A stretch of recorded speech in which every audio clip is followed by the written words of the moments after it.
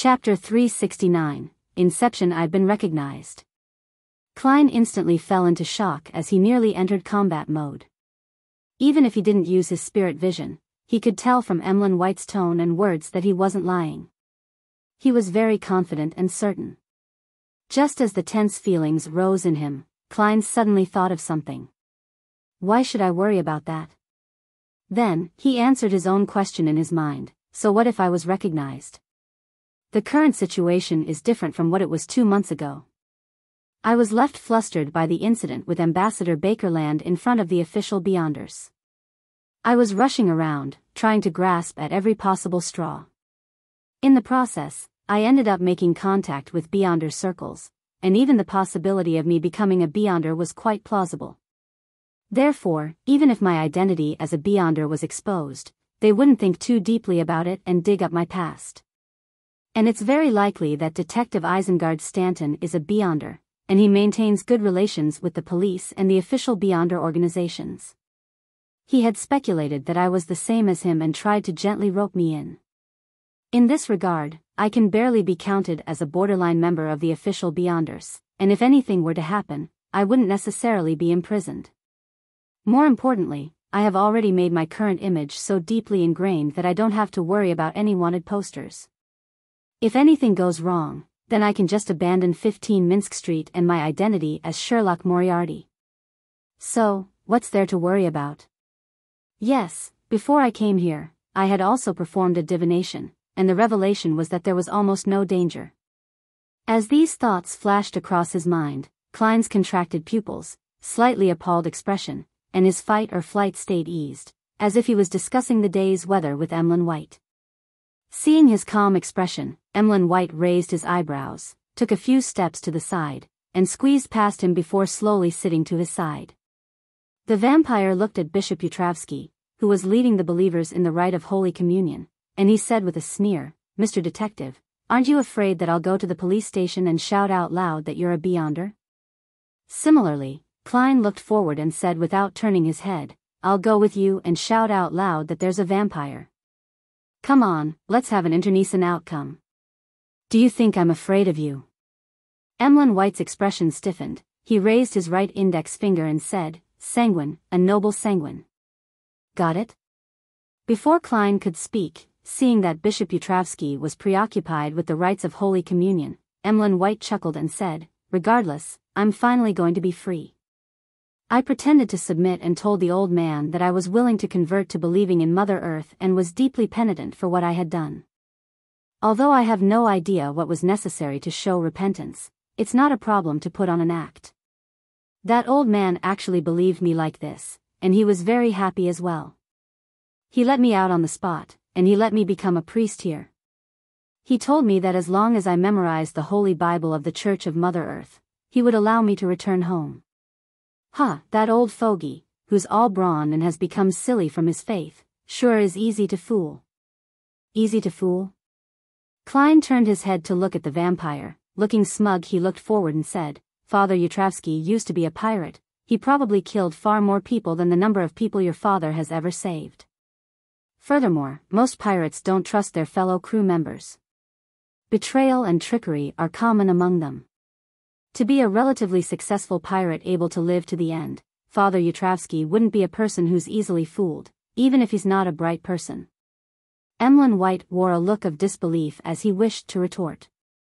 Klein rubbed the top of his cane and leisurely added, "Father has a powerful sealed artifact in his possession. It is known as the Mental Terror Candle. It can allow the wielder to enter the deepest recesses of the target's soul. There, no one can lie. Moreover, this is only one of its uses. I don't know if it has any other abilities." Emlyn gradually froze, his eyes losing focus. After a dozen seconds, he whispered with a pale expression, "When I said I was willing to change my faith, that old man came in with a lantern. There was a candle in the lantern, and I didn't get a good look at it."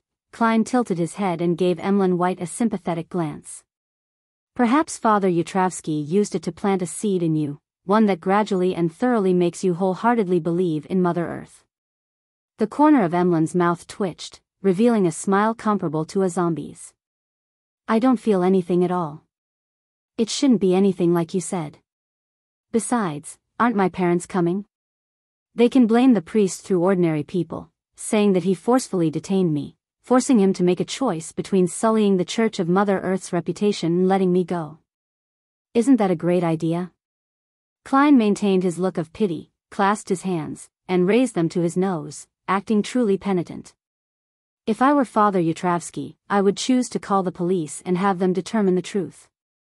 Tell me, who do you think will suffer in the end, the bishop who has the right to preach or a vampire? Sanguine. Emlyn White's facial muscles seemed to twitch. He clenched his fist and punched the back of the pew in front of him. I can wait. Once I memorize the Holy Bible, I will ask the old man to let me return. He is a truly devout person and will not break his promise. Klein didn't turn his head and said with a smile, I've been to 48 River Bay Avenue. Your parents have already moved away. Naturally. Not only will they move away, they will also move to somewhere I'm not aware of, Emlyn White responded without hesitation. Klein added with a relatively relaxed tone, they moved in a hurry. They left a lot of things behind, such as the things in your room. Emlyn White's expression suddenly became extremely wonderful. He gaped his mouth, abruptly stood up, squeezed past Klein, and rushed towards Bishop Yutravsky, who stood in front of the sacred emblem of life. Father, Bishop, I want to return home, I want to return home, I want to return home. Emlyn shouted. Seeing that there were still believers who hadn't finished their Holy Communion yet, Father Yutravsky didn't respond. He merely gave the pitiful vampire a calm look. Emlyn quickly shut his mouth and became quiet. He paced back and forth, looking extremely anxious. Smiling, Klein stood up, took his cane and hat, and strolled down the aisle to the front pew of the cathedral's hall. When Holy Communion was over, he walked up to Father Yutravsky and said with a serious expression, Bishop, I don't know why you're retaining Emlyn here, nor do I want to know. I only know one thing, his parents have entrusted me to take him back. If this giant-like priest agrees to my request so easily, I can only light a vigil candle for this vampire, Emlyn. No, I'm sure he will hate candles from this day forth. It's best to mourn for him. Klein secretly thought. Father Yutravsky looked down at them and replied gently, Emlyn can return home at any time. Klein gave Emlyn White a glance, raised his right hand, and tapped his chest. He wanted to gesture the sign of the crimson moon by tapping in a clockwise fashion, but in the end, he forced himself to draw the triangular sacred emblem. Emlyn became rather anxious from the look Klein gave him. Without a word, he rushed to the door of the cathedral and left without a hitch. Klein followed him at a moderate pace without any signs of anxiety. After proceeding forward in what appeared like a jog, Emlyn suddenly slowed down and said in a daze, I feel like I'm starting to miss the Harvest Church, the feeling of memorizing the Holy Bible, and the sacred emblem of life. I wish to return to clean and tidy the place.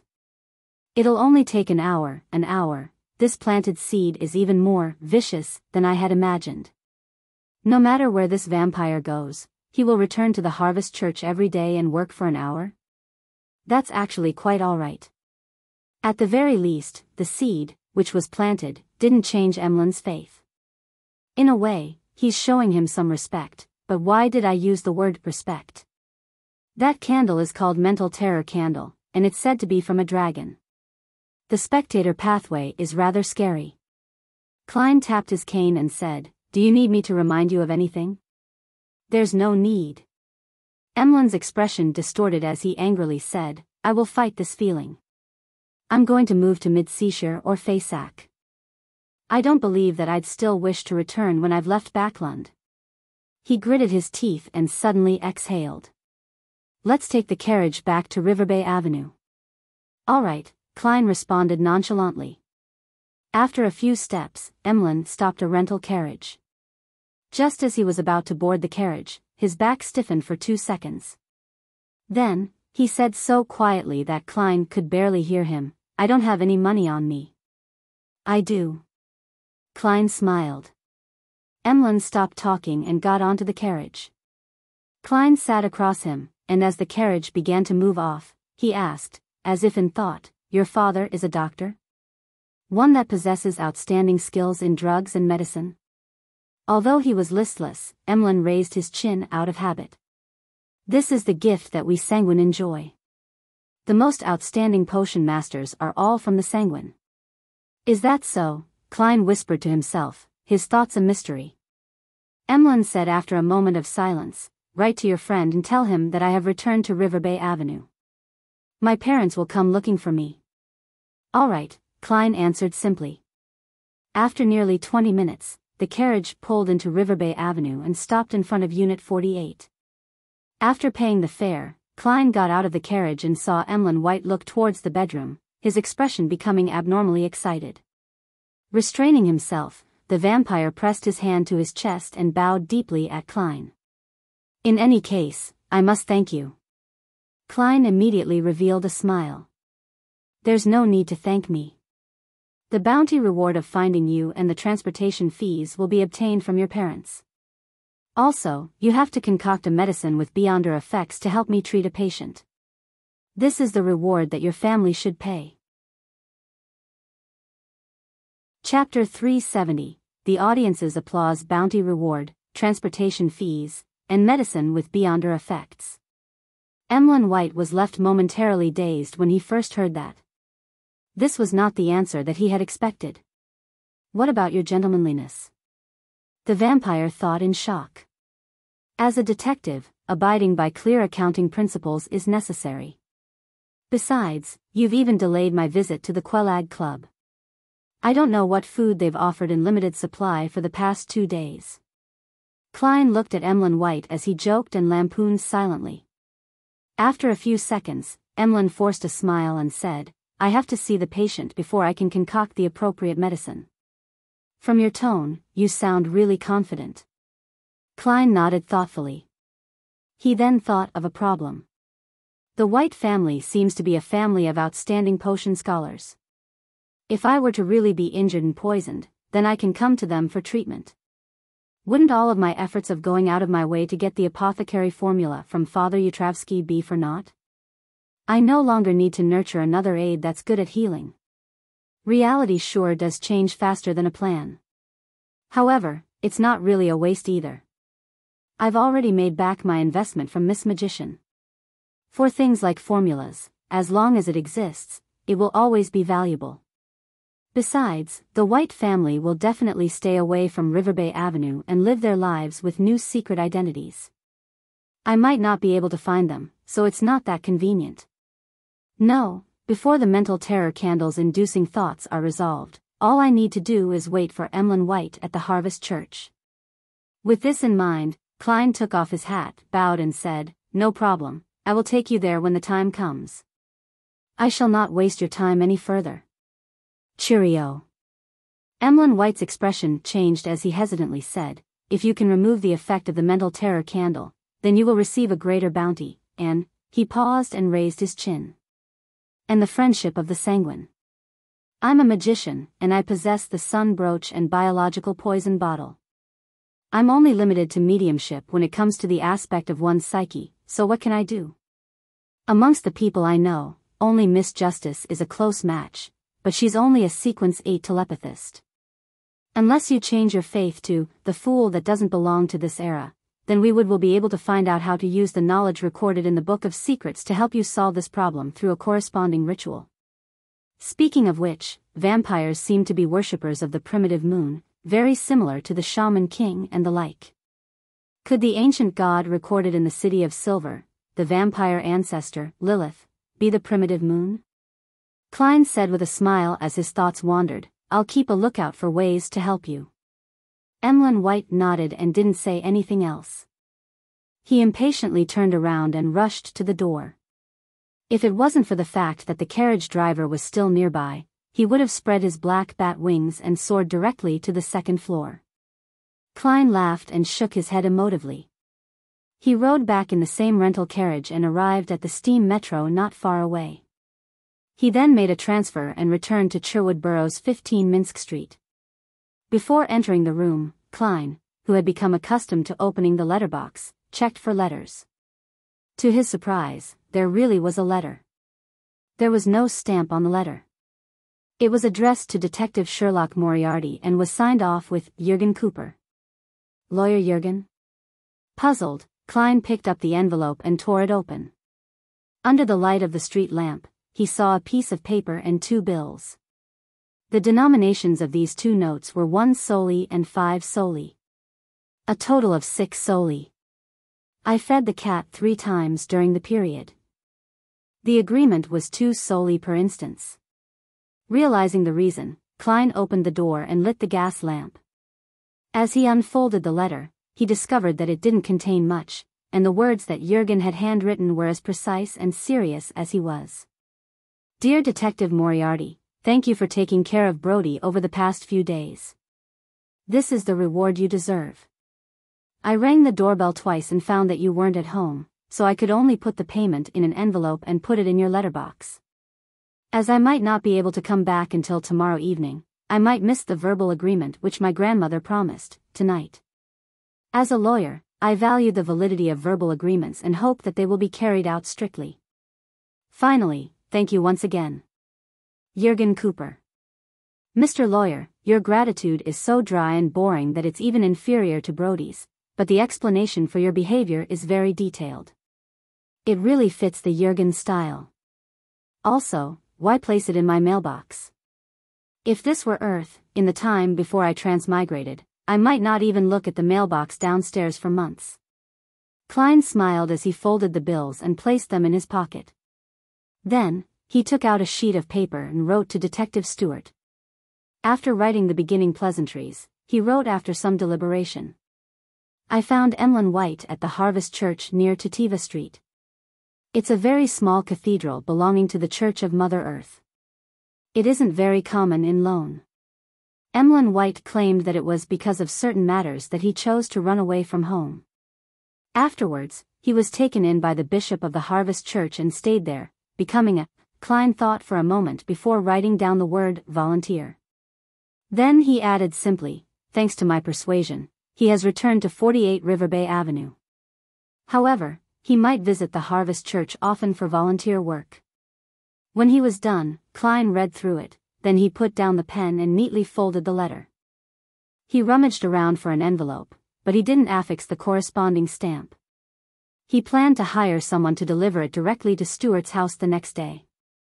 If he were to go through the kingdom's postal system, even if he were to put the letter in the mailbox now, he wouldn't be able to get it taken away by the postman until tomorrow, and then there would be the process of sorting and delivering it. So, although he was also in the royal capital of Backlund, Stewart would have to wait at least until the day after next before seeing the letter. Only then would the Whites be notified.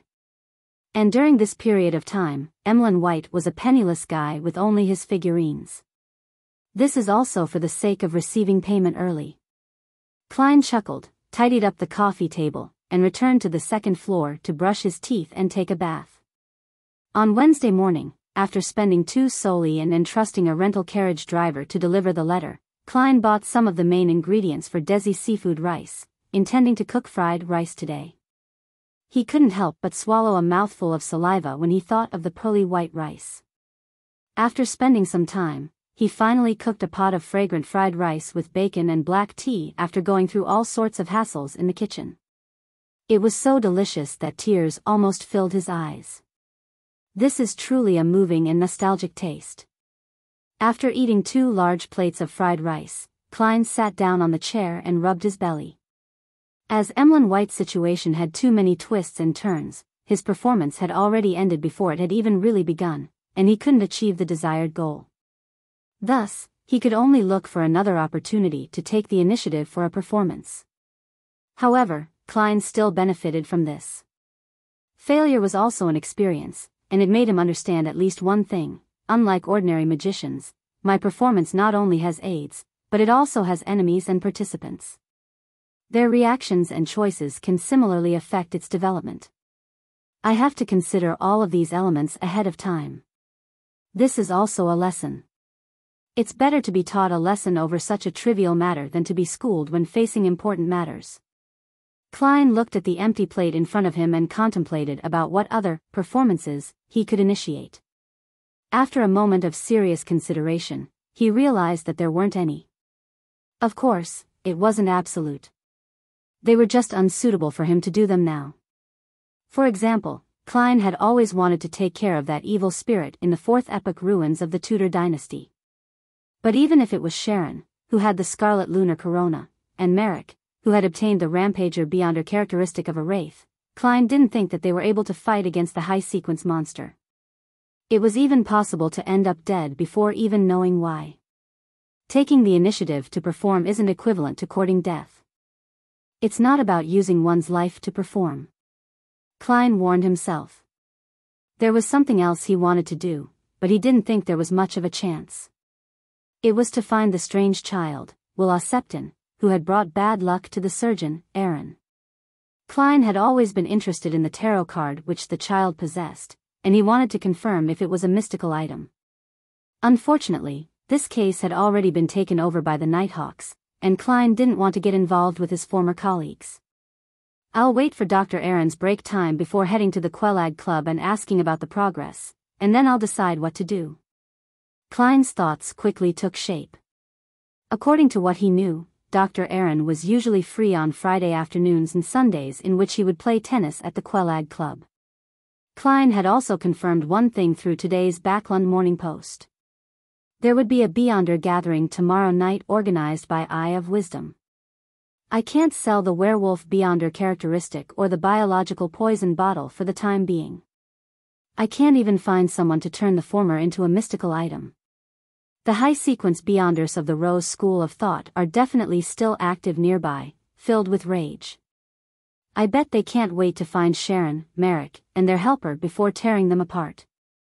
He had to keep a low profile in this area for the time being. Klein picked up his napkin, wiped his mouth, and began to clear the table. He had wanted to rest for the day and go to the Quelag Club for a leisurely day without taking the initiative to perform, but then he recalled the Amon avatar which attempted to penetrate the grey fog, and he recalled the role that the Book of Secrets had played in that harrowing moment. So Klein lit the fireplace in the living room and brought the Book of Secrets back to the real world. He then concentrated on reading, studying, and taking notes. Of course, he would later burn the corresponding notes above the grey fog. It was already noon before he realized it when he suddenly heard the doorbell ring. After hiding the Book of Secrets, Klein entered the living room and went straight to the door. The visitor was the thin, bearded Detective Stewart. He looked at Klein with great reverence and excitement, and he couldn't wait to praise him. You really are a great detective with abundant resources and channels. You were actually able to solve this kind of case without any clues. Why do I feel a slight change in my spirituality? It seems like the potion has been digested a little more. In other words, my performance still enjoyed some limited success. However, there's only one person in the audience, and only he was fooled into seeing the wonderful outcome. An audience's applause really is effective. Klein was startled before he revealed a warm smile. Chapter 371, Detective Moriarty's first fan. No, it's just good luck. God was watching over me. Klein modestly stepped aside and invited Stewart in. What he said was the truth, and this matter did involve good luck. Long before Stewart had accepted the mission, he already knew of Emlyn White's whereabouts. Stewart shivered as he took off his coat and hat and hung them on a rack in the hall. The darn weather is getting colder. Perhaps I should try using those coats with cotton stuffed inside them, he said. You can't call this cold, right? If you go to the north of Mid-Seashire and live in Winter County for a day, you'll understand what truly low temperatures and true winter are like. Klein chuckled. Then, he generously asked, a cup of hot coffee? I would love one. Stewart followed him to the activity room on the first floor. I've been to North Mid-Seashire, and I know about the cold and the snow there. It was a nice vacation, but Backlund's cold isn't inferior either. It went through my clothes like magic and seeped into my bones. Oh, what a wonderful fireplace. Stewart stood in front of the burning fireplace for 20 seconds before he sat down on the sofa. He looked at Klein, who was busy brewing instant coffee, and he said, I'm going south for a holiday to go fishing at Desi Bay for New Year's. What about you? Do you have any vacation plans? We put up with Backlund's air for a year and work hard to save money, all for such a holiday. Perhaps I should head to Desi Bay as well, Klein said hesitantly. He turned his head to the side of Stuart's face, and for a moment, he seemed to be in a trance. This involved an agreement. An appointment with his elder brother, Benson, and sister, Melissa. I'll show you my fishing skills when the time comes.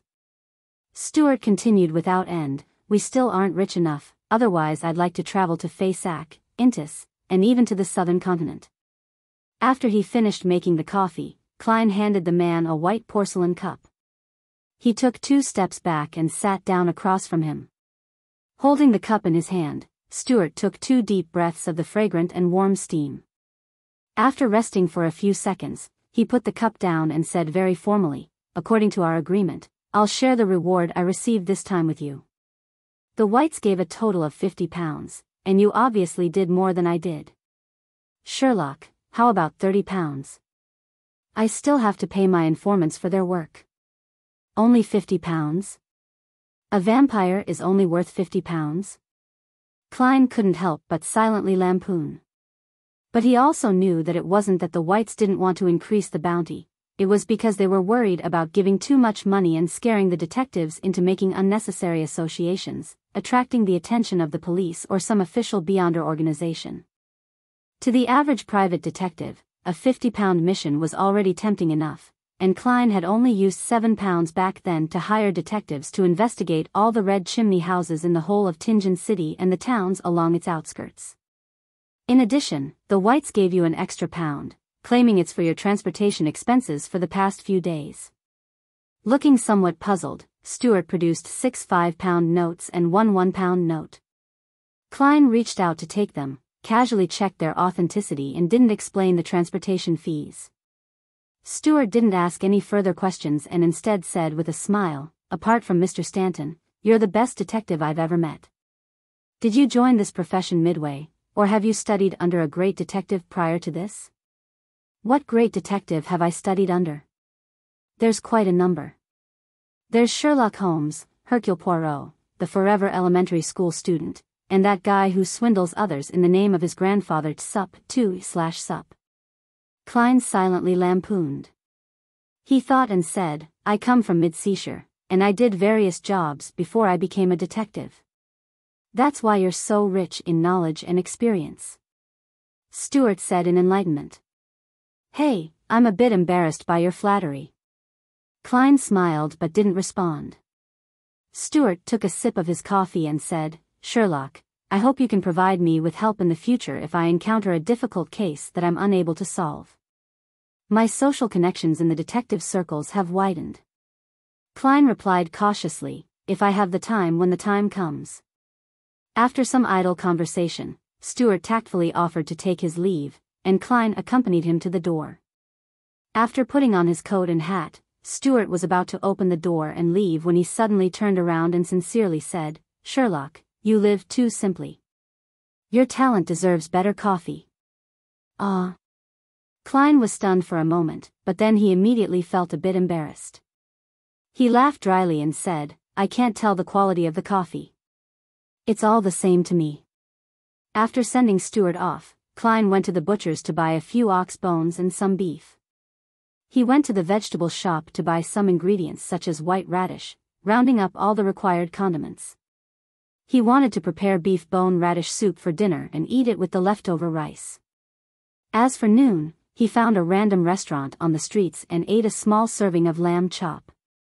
After a leisurely afternoon, Klein continued to study the Book of Secrets, and the more he read, the more he realized that he knew little about mysticism. Fortunately, he had a solid foundation.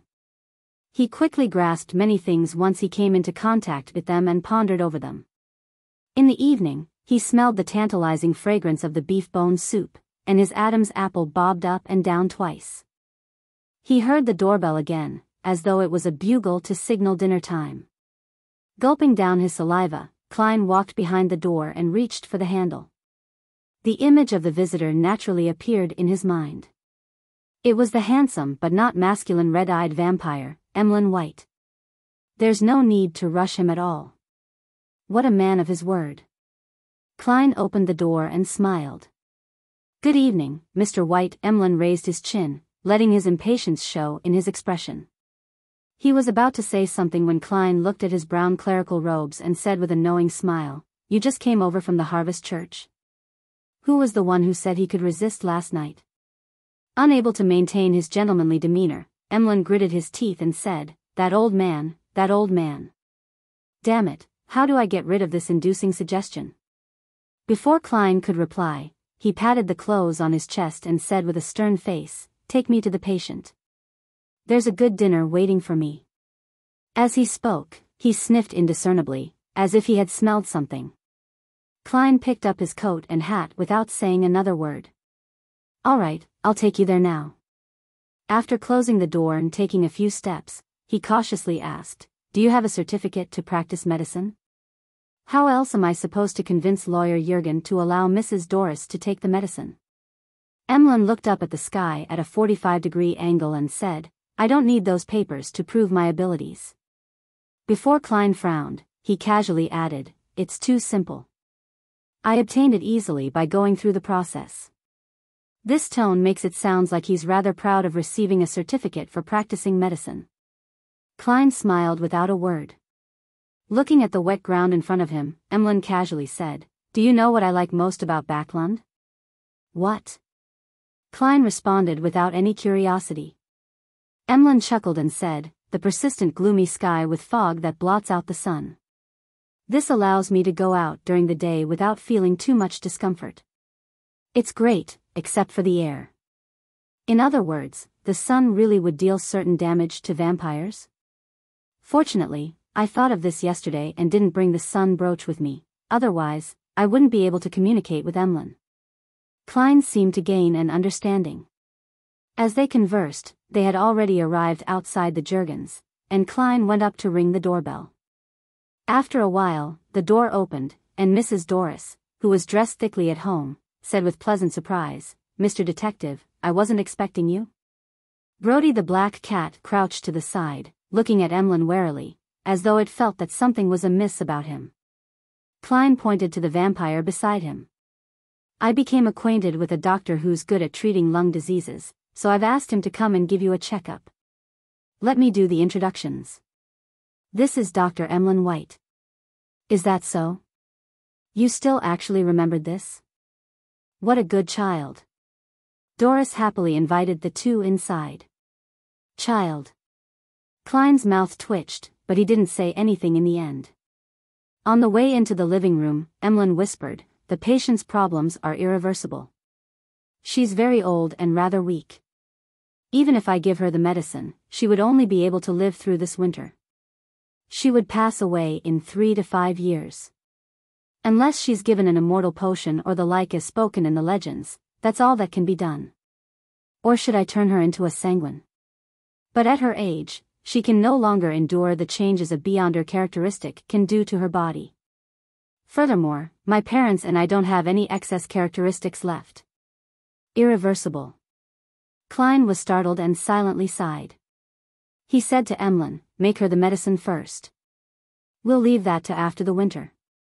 "All right, I have a type of ready-made medicine with me that's suitable for this kind of situation." Emlyn didn't stand on ceremony as he sat down on the sofa. At that moment, Lawyer Jurgen was walking out of the kitchen as he took off his apron. He asked Klein about the purpose of his visit. "Dr. White, what do you think of my grandmother's lung disease?" Jurgen asked seriously. Emlyn was obviously very experienced in such situations. He first explained the ins and outs of lung disease, and after most of it flew past Jurgen's head, he said, "What she needs most is warm and healthy air. That's my most sincere advice. In addition, I have special medicine that she can take for free." As he spoke, he took out his certificate and a small metal bottle. "Will there be any side effects?" Jurgen asked cautiously. "No, the only problem is that it can't cure the root of the problem completely. It's just a temporary cure," Emlyn replied in a very professional manner. "If it weren't for Detective Moriarty, I wouldn't let anyone try it. Perhaps I can give it a try." "Cough," Mrs. Doris interrupted. Jürgen glanced at Klein who, having performed a divination prior to this, nodded affirmatively. All right. Jürgen finally made his decision. He watched warily as Mrs. Doris drank the bottle of medicine and carefully observed her reaction. There wasn't much change to Mrs. Doris at first, but she gradually began to feel her breathing lighten. She stood up and bent down to pick up the cat. She happily said, "I feel much better." Seeing this scene, Jürgen's usually stoic face had his lips curl up slightly. However, Klein was thinking about the 3 to 5 years. He curled a smile and sighed to himself. This can also be considered a type of magic show, I guess. Using beyond her powers to create fake outcomes to make the audience happy. Chapter 372, Missing Case. After waiting for more than half an hour and confirming that nothing unexpected had happened, Klein and Emlyn White left lawyer Jürgen's house and proceeded in silence, each of them preoccupied with their own thoughts. Soon, they arrived outside 15 Minsk Street. The vampire, Emlyn White, put his fist to his mouth, coughed lightly, and said, "The payment has been paid. I hope we won't meet again in the future." "That sounds pretty cool, but Mr. White, have you forgotten something important?" Klein smiled politely. "I will visit Bishop Yutravsky every now and then, and I hope you will not be at the Harvest Church when the time comes. That way, I don't have to busy myself with finding a way to solve the inducing suggestion planted in your psyche." Emlyn White's expression suddenly became very strange. He stayed silent for 2 seconds before he raised his chin and said, "We have many powerful mysticologists among the sanguine. I will write to them for help." After he finished speaking, he pressed his hand to his chest and bowed to bid farewell. Turning around and taking a few steps, he suddenly slowed down, turned his head, and asked hesitantly, "What were you cooking over here?" "Beef bone radish soup, with rice and chili peppers from the Fanapotter Highlands," Klein said in anticipation as he breathed in the fragrance drifting out from the house. Emlyn frowned and shook his head. "Chili peppers aren't things fancied by the sanguine. Frankly speaking, it's hard for me to imagine a vampire eating chili peppers. Of course, I occasionally imagine a vampire holding a steamed bun and chewing on garlic and onions." Klein silently lampooned, pointed to the door, and indicated that he was about to enjoy his dinner. Emlyn White thought for a second, lowered his voice, and said in deliberation, "Last night, I thought over things for a long time and found out that you actually didn't do anything, so why are you asking for compensation? That old man would have let me leave at any moment." Klein chuckled. "No, that's not how the accounts are done. Your parents assigned a mission to find you, not to save you. In the end, I found you. According to the agreement, the reward should belong to me. Besides, if I hadn't reminded you, you might have stayed in Harvest Church for weeks or months before you realized that you were free to leave. Furthermore, you wouldn't have noticed the seed planted in your mind. Are you hinting that my intelligence isn't up to par?" Emlyn's face twisted. "No, I'm saying it directly." Klein smiled but didn't say anything else. He just opened the door and went straight to the kitchen, his mind full of the clear and alluring soup, the white rice, the soft yet chewy beef, the marrow hidden deep in the bones, the sweet, refreshing radishes with meaty flavors, and the shredded chili from the Fanapotter Highlands. In the spicy hot shreds, there were also pink rose salt and green parsley leaves. On Thursday morning, as promised, Klein went to the Value for Money coffee shop in Eastborough. Old Kohler, who was still wearing the same thick jacket as before, was sitting in a corner, matching tea that barely tasted like tea with a loaf of black bread. Klein came in front of him, took out the things he had prepared long ago, and pushed them towards him. It was payment consisting of 2 5-soldi notes, for 1 soldi notes, and a handful of copper pennies specially designed to increase the effect of the payment. Old Kohler stared straight at them for quite a while before finally reaching out his right hand to take them with a tremble. He looked at the money over and over again, raised his hand to wipe his eyes, and squeezed out a smile. "At the dock, we carry the heavy goods and do some troublesome cleaning with our feet in the cold and dirty water, only for 1 soldi a day, and there was a total of 15 soldi here." Klein listened in silence. A few seconds later, he said, "What have you heard recently?" What did you notice? Old Kohler put away his payment, took another sip of his tea, pinched the corners of his eyes and said, I've met a lot of dock workers, and I've reconnected with friends I used to know when I was a tramp. Some of them have found employment in factories, and some of them have been switching between the workhouse and the parks. Heh, just like how I was in the past. Recently, there has been a rumor from who knows where that since we believe in one of the 7 gods, why don't we directly pray to the creator of everything? It's said that he didn't truly pass away, and he remains in everyone's body and in all things. Praying to him will result in our redemption. Not only will we enter his kingdom after death, but we will also have a better life before death. For example, we don't need to work so hard, and we can have butter and oily meat every day. Is this some theory the Aurora Order has spread about the fallen creator? After what happened to Lenivas, they've begun to pay attention to the poor in East Borough, the dock area, and the factory district, hoping to use them for certain purposes. I wonder if the 3 churches have noticed this. They probably have. Klein tucked a piece of butter between 2 slices of toast and took a bite without knowing what to expect. Old Kohler went on for a while before saying, Mr. Detective, according to your instructions, I paid attention to the female textile workers. In the end, with the help of the police, their struggles failed, but, the leaders became the factory's supervisors, and 1/3 of them lost their jobs. Some of them are actively looking for new jobs, some have become street girls, and some have gone off somewhere. The entire East Borough is in chaos. If this was the situation when Rear Admiral Hurricane Kalangos came to Backlund, he could come to East Borough to kill 1 or 2 people every day without anyone discovering or noticing the act. Klein sighed in his heart. Old Kohler continued to recount what he saw and heard daily before saying, by the way, Liv's youngest daughter has gone missing. Liv? Klein was certain that he had never heard of the name. Old Kohler then said in realization, she's the laundry maid you and Mr. Reporter met last time, the one who was arguing with someone. She was always at home doing the washing with her 2 daughters, but yesterday, when her 2 daughters were returning home from delivering the laundry, one of them ended up missing. The younger one, what a pity. She's been a widow for years, and she has always been counting on her 2 daughters, and now. Sigh, the police in East Borough definitely won't look too hard for her.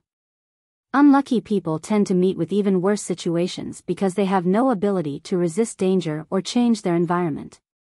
This phrase suddenly flashed through Klein's mind. After a few seconds of stone-like silence, he said, Take me to see them. I'm a detective, so maybe I can help them find her. They have no money, Old Kohler reminded him. Klein picked up his hat and cane and said, I occasionally do volunteer work too.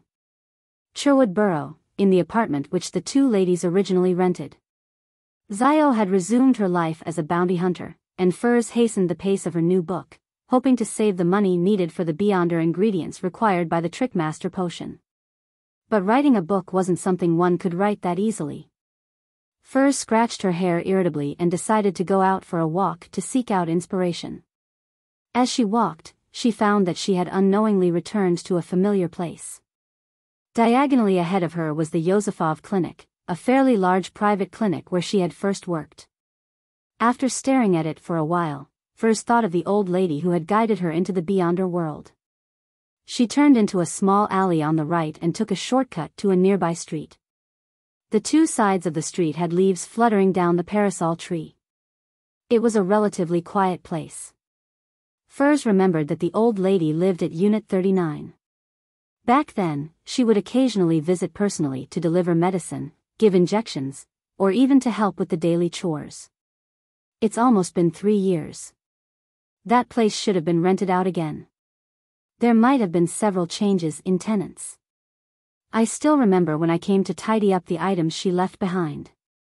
I discovered many notebooks about mysticism. Furs walked under the nearly barren parasol tree and slowly approached Unit 39.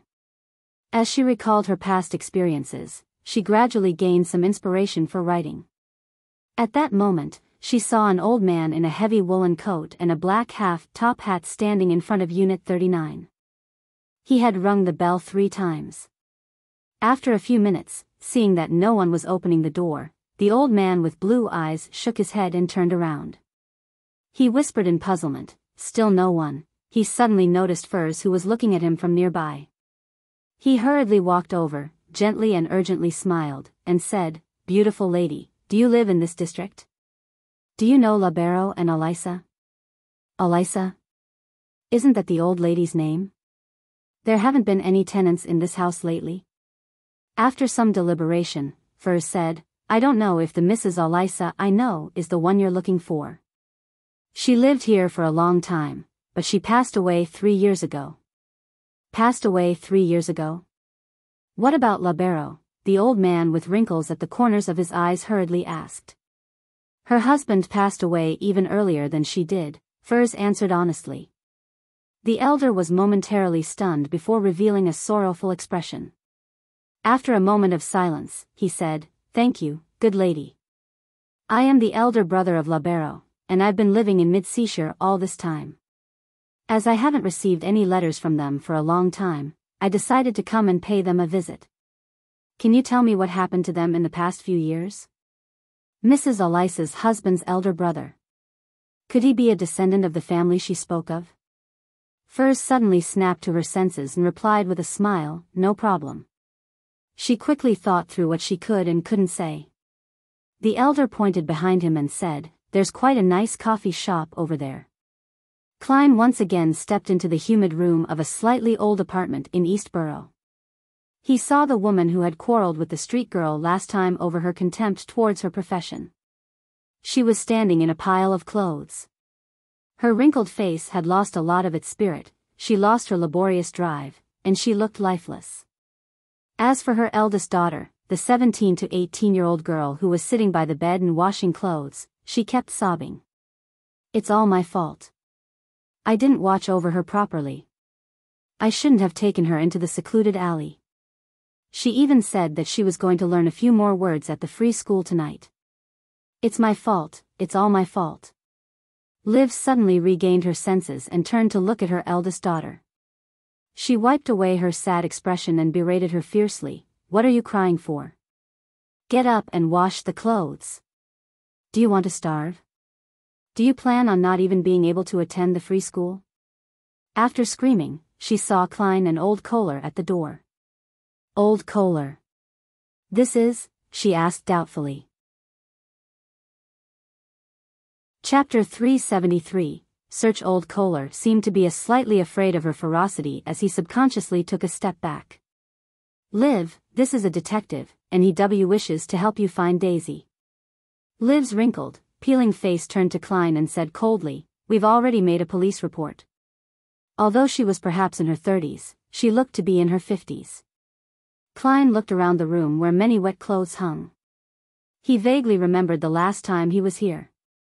There had been a 13 or 14-year-old girl, carefully holding a crude homemade iron to iron the clothes which had wrinkled from being hung to dry. Her hands had been covered with burns. "She's the missing Daisy."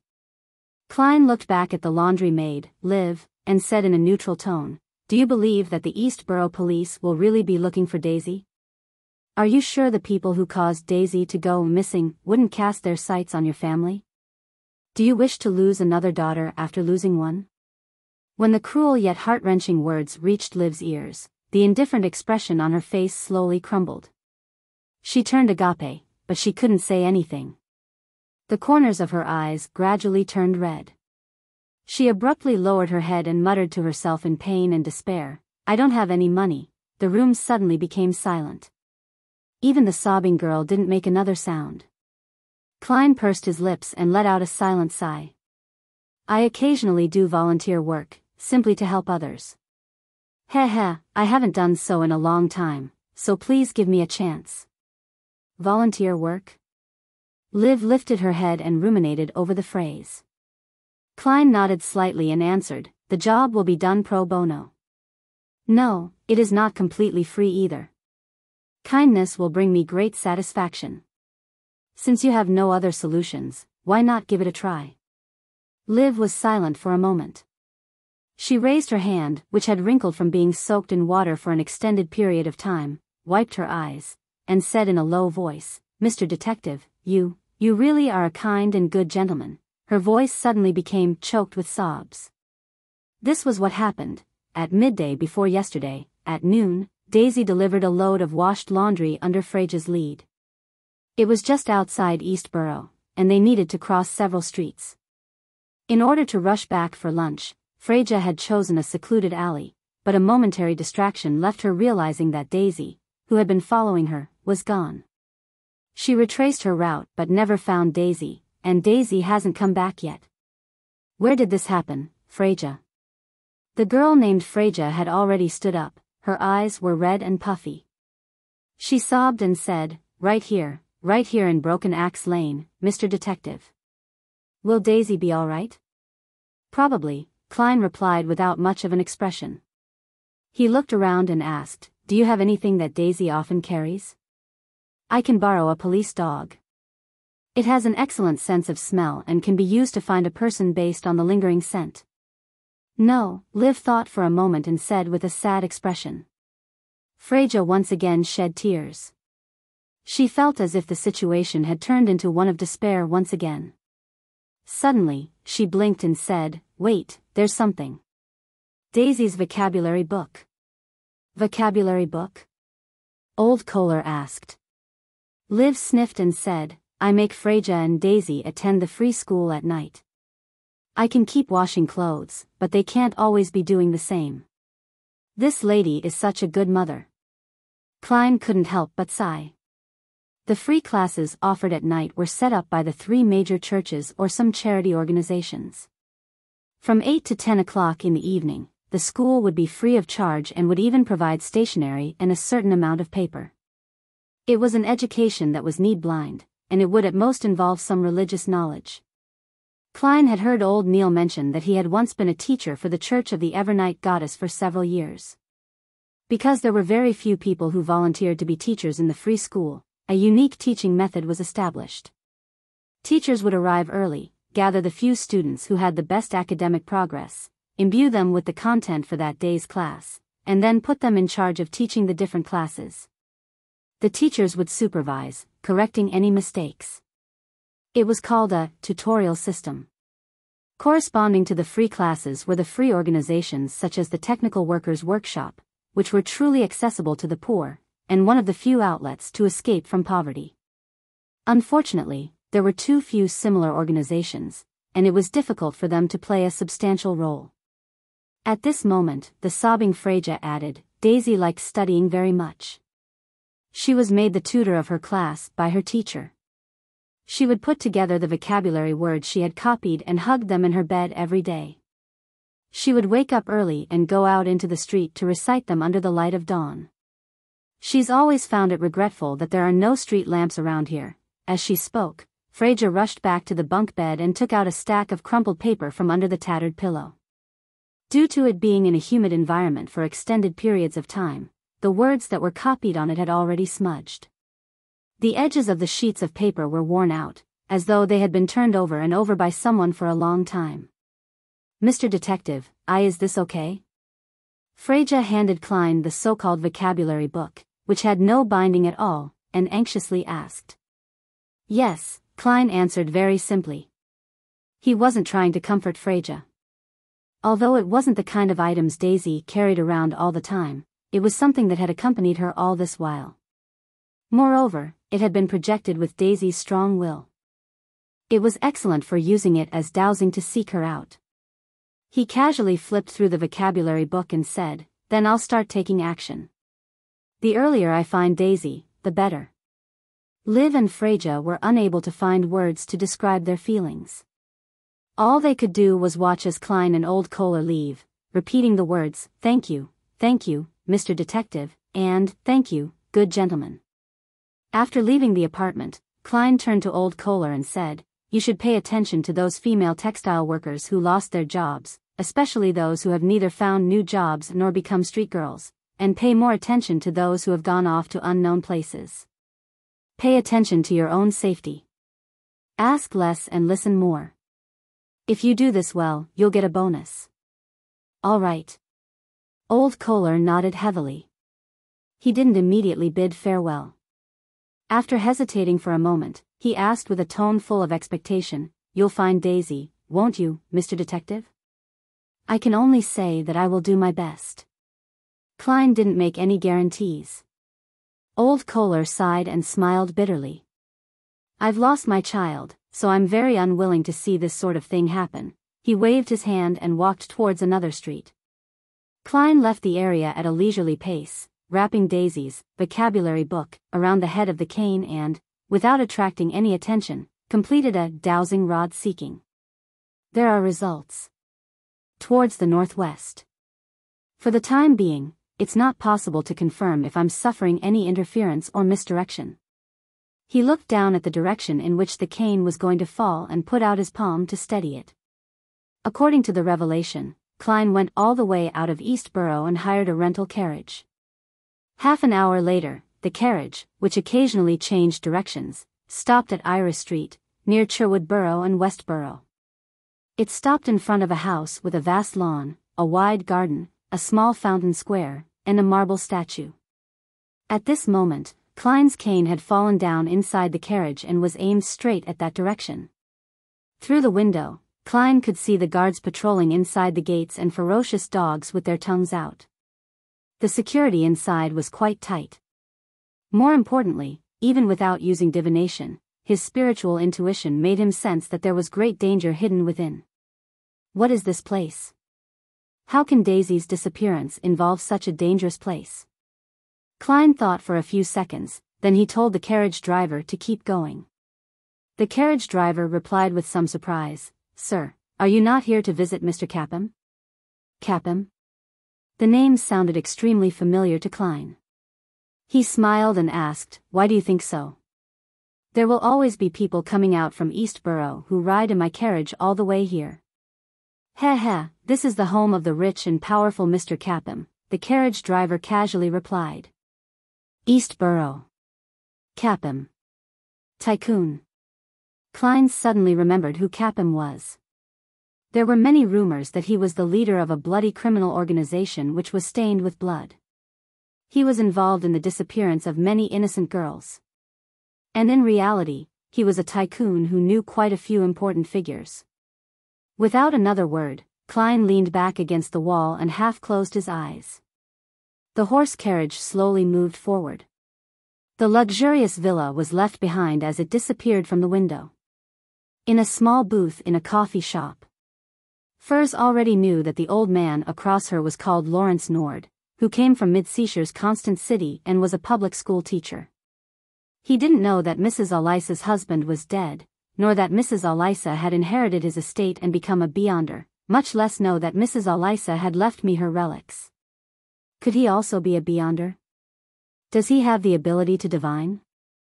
After taking a sip of Fermo coffee, she organized her words and said, "I was a doctor at the nearby Yosifov clinic, and Mrs. Alisa came to see me often. That was when her husband, Mr. Labero, had already passed away. Sometimes I would accompany her by chatting with her and helping her do things like. So in the end, she made a will, giving me her savings and cash. She donated jewelry, books, furniture, and other things to a charity. This was done under the supervision of her assigned law firm." Furs was telling the truth, but not the whole truth. Lawrence pinched his forehead and said, "What a pity. I don't understand why Alisa didn't contact me over all those years. She didn't mention your name." "She was vaguely dissatisfied with Mr. Labero's family," Furs replied frankly. Lawrence fell silent for a moment before saying, "Thank you for informing me. It has made me understand certain things. By the way, where are Labero and Alisa buried?" "Grim Cemetery." Furs took out a pocket watch and gave it a look before saying, "Mr. Lawrence, I still have things to tend to. I should be leaving." Lawrence didn't stop her. He got up and saw her off. After sitting down again, he rubbed his temples in distress and silently muttered to himself, "Labero is dead, and he didn't leave any children behind, and I don't know what Alisa did to his beyonder characteristic. Richard died at the hands of the Aurora Order. Sam doesn't even wish to contact us at all, having no interest in shouldering the responsibility of the family name. Will the Abraham family slowly disappear like this? Chapter 374. Artificial Sleepwalking. Lawrence sat in the coffee shop booth, unable to stop himself from thinking about the hardships of the Abraham family over the years. Ever since they had split up into smaller families and settled in other places, the elder council's control over the family members hit rock bottom. A great number of Abrahams refused to advance, in order to avoid the effects of the curse, hence, many of them remained at sequence 8 or 9. Some didn't even attempt to become Beyonders, wishing to be ordinary people with a certain amount of knowledge so as to live a calm and peaceful life. The elder council believed that this was an act of forgetting the family's honor, but it couldn't be harsh on such actions since it was tantamount to self-destruction. In such a situation, the upper echelons of the Abraham family began to think of introducing changes. They imitated the teacher-apprentice inheritance system of the life school of thought, and they trained non-family members, hoping that once they advanced to become high-sequence Beyonders, then they would, in turn, be able to help the Abraham family deal with the curse that had existed for about 1,500 years and find their ancestor, Bethel Abraham, who had vanished in the War of the Four Emperors. The plan started off smoothly, and the apprentices who didn't have to worry about the curse quickly became stronger and stronger under the Abraham family's meticulous nurturing. Within a short period of 10 years, there were several strong sequence 5 individuals among them, while not a single person among the direct descendants of the Abraham family was sequence 6. The trunk was too weak, but the branches were too strong, hence, the seeds of tragedy were planted, and the ambitious apprentices began casting their sights on the powerful sealed artifacts that the Abraham family possessed. Their plot failed, but it also resulted in serious repercussions. All the non-family members at sequences 6 and 5 were of the opinion that their positions within the Abraham family didn't match their own strength and that they couldn't be trusted, preventing them from being in possession of certain sealed artifacts. In the process of going back and forth, with difficult negotiations occurring and compromises between the two parties, an accident happened. One of them, Traveler Bodis, was lured by the true creator into joining the Aurora Order, which led to a terrible disaster. In this disaster, the upper echelons of the Abraham family were almost completely destroyed. More than half of the few powerful sealed artifacts were lost, and only 3 were left. As a result, Lawrence's brother, who he shared the same mother with, Richard, died. Not only did Bodis benefit greatly from it, but he also gathered all the Beyonder ingredients he needed, and with the help of the true creator, he successfully overcame the dangers and became a demigod, becoming one of the 5 saints of the Aurora Order, the Saint of Mystery. After the disaster, the rebuilt Abraham family's elder council reflected over the actions of the past few years, but they couldn't find a solution to the problem. Emotions such as negativity, dejection, and hopelessness shrouded the hearts of the few remaining family members. Lawrence didn't wish to be placed in such an environment or face sighing and repressed emotions every day. He found a reason to leave the elder council and came to Backlund to look for his other brothers, Labero, who he shared the same mother, and Sam, who he didn't share the same mother. But now, he suddenly realized that he was the only one remaining from his father's line. He was already nearly 80 years old, and all his children had died in the disaster brought about by Bodis. Just recalling the past made him feel sorrow from the bottom of his heart. The most painful thing was that he couldn't see the hope for revenge, and he couldn't see the dawn of his clan's glory appearing once more. I'm already very old, and I was also injured before. Unless it's absolutely necessary, I wouldn't dare to use my Beyonder powers anymore, which would cause me to lose control or even cause the curse to descend. What is the future of the Abraham family? Lawrence took a sip of the Fermo coffee and fell into a long silence. Upon returning to her rented house, Furs immediately entered the bedroom and locked the wooden door behind her. She sat on the edge of the bed, calmed her mind, and whispered the honorific name that represented hope and the future.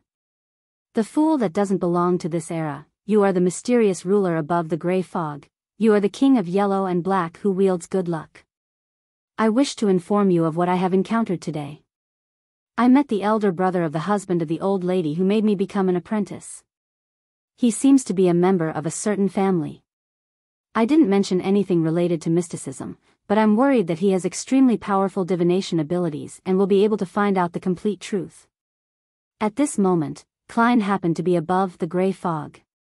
He saw the crimson star that represented the magician expanding outward, rippling as he heard the stacked layers of pleas. After figuring out the details, Klein tapped the edge of the ancient table and said to himself silently, "How cautious for her to know to seek help from the fool. Besides, your guess isn't wrong. The corresponding sequence 7 for apprentice is astrologer." Having recently read the Book of Secrets thoroughly, he had quickly come up with a plan that would help him interfere with divination through rituals. "I have to say, with the Book of Secrets and my advancement to sequence 7, I'm becoming more and more godlike when above the gray fog. Of course, for the time being, I'm still just an empty shell.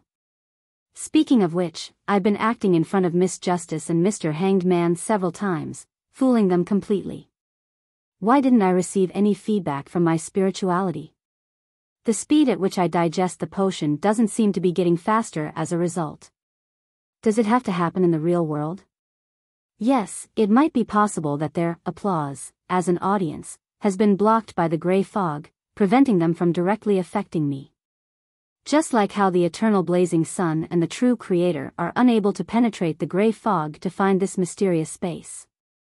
From the looks of it, the reaction between the gray fog and this mysterious space is very mechanical. It's not sentient enough, and it lacks intelligence. However, to me, this is actually a good thing." In the midst of his thoughts, Klein turned his knowledge into an ancient piece of goatskin and threw it into the crimson star that symbolized the magician. A boundless grayish-white fog suddenly filled the air in front of Furz's eyes, and an illusory yellowish-brown goatskin descended from the sky. When she saw the information written on it, she suddenly felt at peace. With Mr. Fool, Mr. Lawrence certainly wouldn't be able to get the correct revelations via divination. Furz sincerely expressed her gratitude and busily prepared for the ritual. She had seen a lot of instances where evil spirits did harm to others. In fact, she didn't trust the fool that much, but the curse of the full moon forced her to rely on him. "Regardless of how bad the consequences are, I will just lose my life.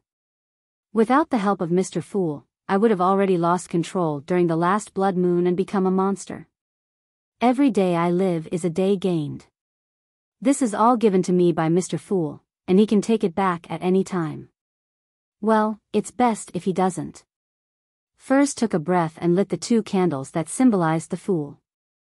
The initial steps of the ritual were no different from those she had mastered before.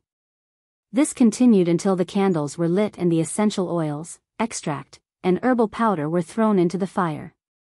When the fragrance of a serene etherealness filled the room, a faint, illusory fog covered the entire altar. According to the contents of the goatskin, Furz quickly adjusted her body and mind, entered cogitation and chanted the corresponding name of the fool over and over again. Such monotonous, repetitive behavior allowed the originally calm and relaxed Furz to slowly enter a state where the mind was in deep sleep while her spirituality dispersed. Her entire being felt groggy, but she maintained a strange sense of lucidness. She felt as if her spirit was floating about, constantly moving upwards. This was similar to the secret deed process that was formed with the help of an external object, but it was different in many ways. This was a technique in mediumship and was used to communicate with higher-level spirits. At an extremum, it could even allow a beyonder to travel the spirit world under the pretext of maintaining a special lucidness. Some beyonders who specialized in influencing the mind called it artificial sleepwalking. They could use techniques such as hypnosis to make ordinary people enter this state as well. In that way, an ordinary person would appear to be in a deep slumber, yet they would be able to answer questions.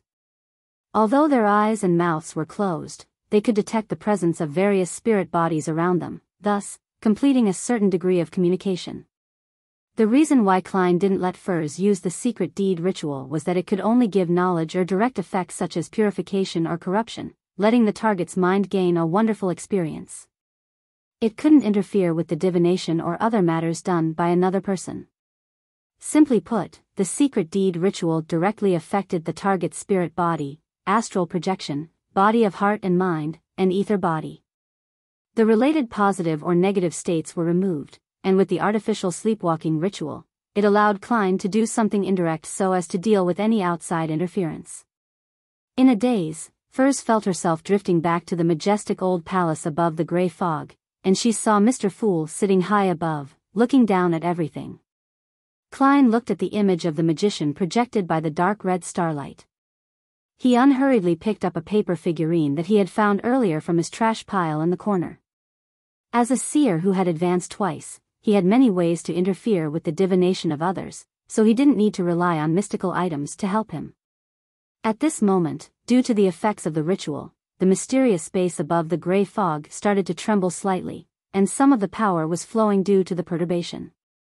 Klein's left hand pressed the Dark Emperor card on the surface of the long bronze table, connecting it with his own spirit body and uplifting himself to a higher level. It raised his level just like the previous times he used the flaring sun charm and Azek's copper whistle to solidify his spirit body. Then, with a flick of his right wrist, he threw the paper figurine out. The paper figurine suddenly expanded in size, and on its back, 12 pairs of black angel wings which were cut out of paper grew out. The feathers were vivid and lifelike. The paper angel pierced through the dark red light and overlapped with the illusory figure of the magician. Without any warning, it started to burn and completely disappeared. The half-awake Furs seemed to see a dignified and majestic angel as it wrapped layer upon layers of pitch-black wings around her. After an unknown period of time, Furs suddenly awoke from her artificial sleepwalking state. In front of her were only the 3 candles quietly burning on the altar and the fog that had permeated the entire room. At the tip of her nose was the familiar fragrance of serene etherealness. Angel. Furs was so lost in thought that she momentarily forgot to end the ritual. Chapter 375, An Evil Gods, Impressive Act 1, 2, 3, 4, 5. I think there were 12 pairs of wings. According to the canon descriptions of the various churches, that's an angel of the highest rank. Furs tried to recall what she had seen in her reverie. She was both shocked and not that shocked, as if what she had encountered was a shocking event that she had previously taken for granted but had simply never encountered before. It isn't surprising that Mr. Fool has the services of an angel. From the fact that Miss Justice and Mr. Hanged Man occasionally use the word him to refer to him, one can imagine so. The fact that he's able to isolate the effects of the moon's ravings allows me to infer. However, my request was only to interfere with Mr. Lawrence's divination, yet, he actually made an angel protect me. Isn't this too extravagant? Or is this a routine act for him? One more problem. Why are the feathers on the angel's wings black? Does this signify degeneracy or death? What is the true identity of Mr. Fool? Which great being is he? Death, who was rumored to have died in the Pale Era. He wishes to be reborn through the tarot gatherings. Furs suddenly took a deep breath, completely unconcerned that the gentleman named Lawrence would find anything wrong with her through his divination. On the realization that she had already joined the tarot club, she smiled wryly and whispered silently, "I can only do as Emperor Roselle said, take things one step at a time." After gathering her thoughts, Furs humbly thanked Mr. Fool once more. Following the normal process of a ritual, she extinguished the 3 candles' flame and began to clear the altar, which was filled with all kinds of items. Above the grey fog, Klein temporarily put the matter of the Abraham family at the back of his mind. According to his original plan, he conjured a pen and paper and wrote the following divination statement: Daisy's current situation. Putting the fountain pen away, Klein stacked Daisy's vocabulary book and the piece of paper with the divination statement on it and held them in his left hand. Then, leaning back in his chair, he entered a state of cogitation, reciting the words, Daisy's current situation, over and over again. After 7 times, Klein fell asleep, his eyes black with a hint of red before grayness surfaced in them. One scene after another began to flash. Some were contiguous, some had gaps, and some were completely incoherent. Klein saw Liv's youngest daughter, a 13- or 14-year-old girl who persisted despite being repeatedly scalded. She was dragged into a remote alley by a man wearing a heavy jacket and a grayish-black cap after he covered her mouth with a handkerchief from behind.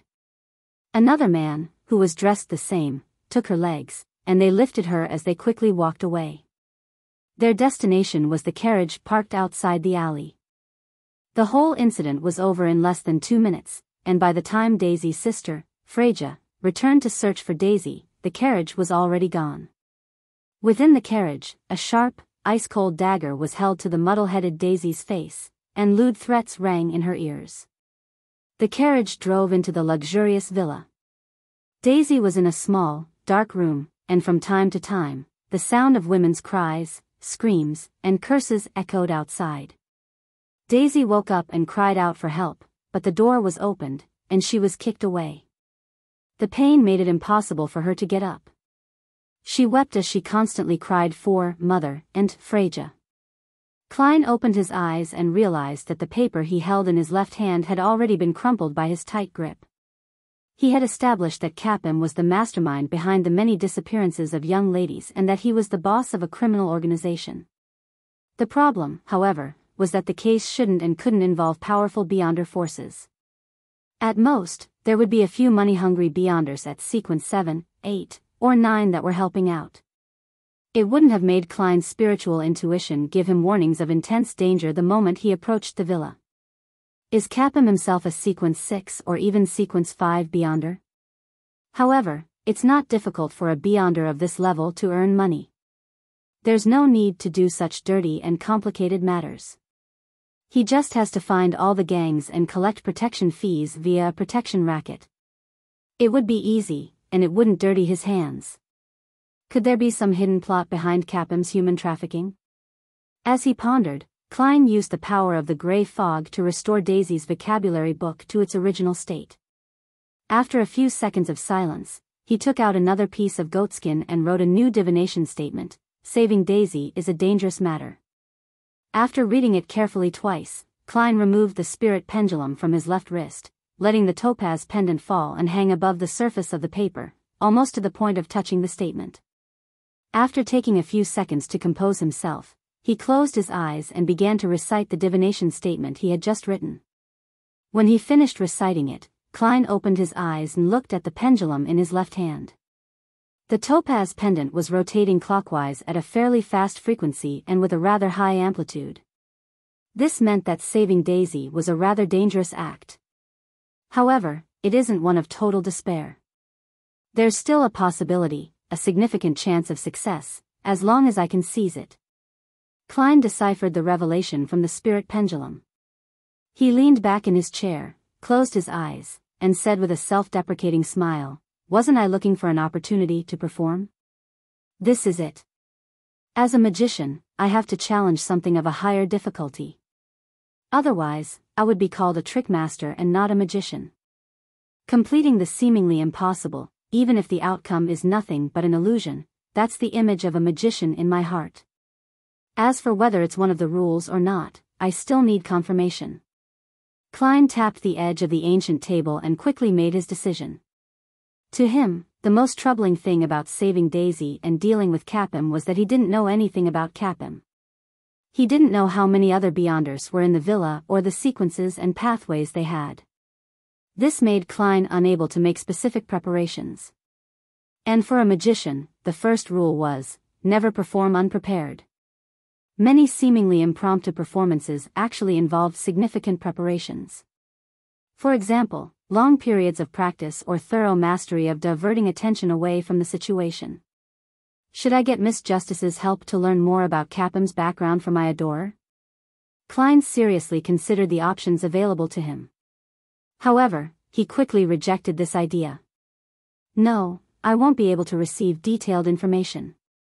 Although Capim is involved with many powerful figures and the wealthy, it's not something that can be publicized. Miss Justice will, at most, learn of the nobles, members of parliament, or civil servants which he is involved with, but she won't be able to determine how many Beyonders are in his villa, much less the traps or the layout. Through the clues from these connections, Miss Justice might be able to figure out what I wish to know given a few weeks' time, but that's too slow. Rescuing Daisy needs to be done as soon as possible. Any delays will result in a tragedy. Klein's eyes swept across the surface of the long bronze table and onto the junk pile in the corner.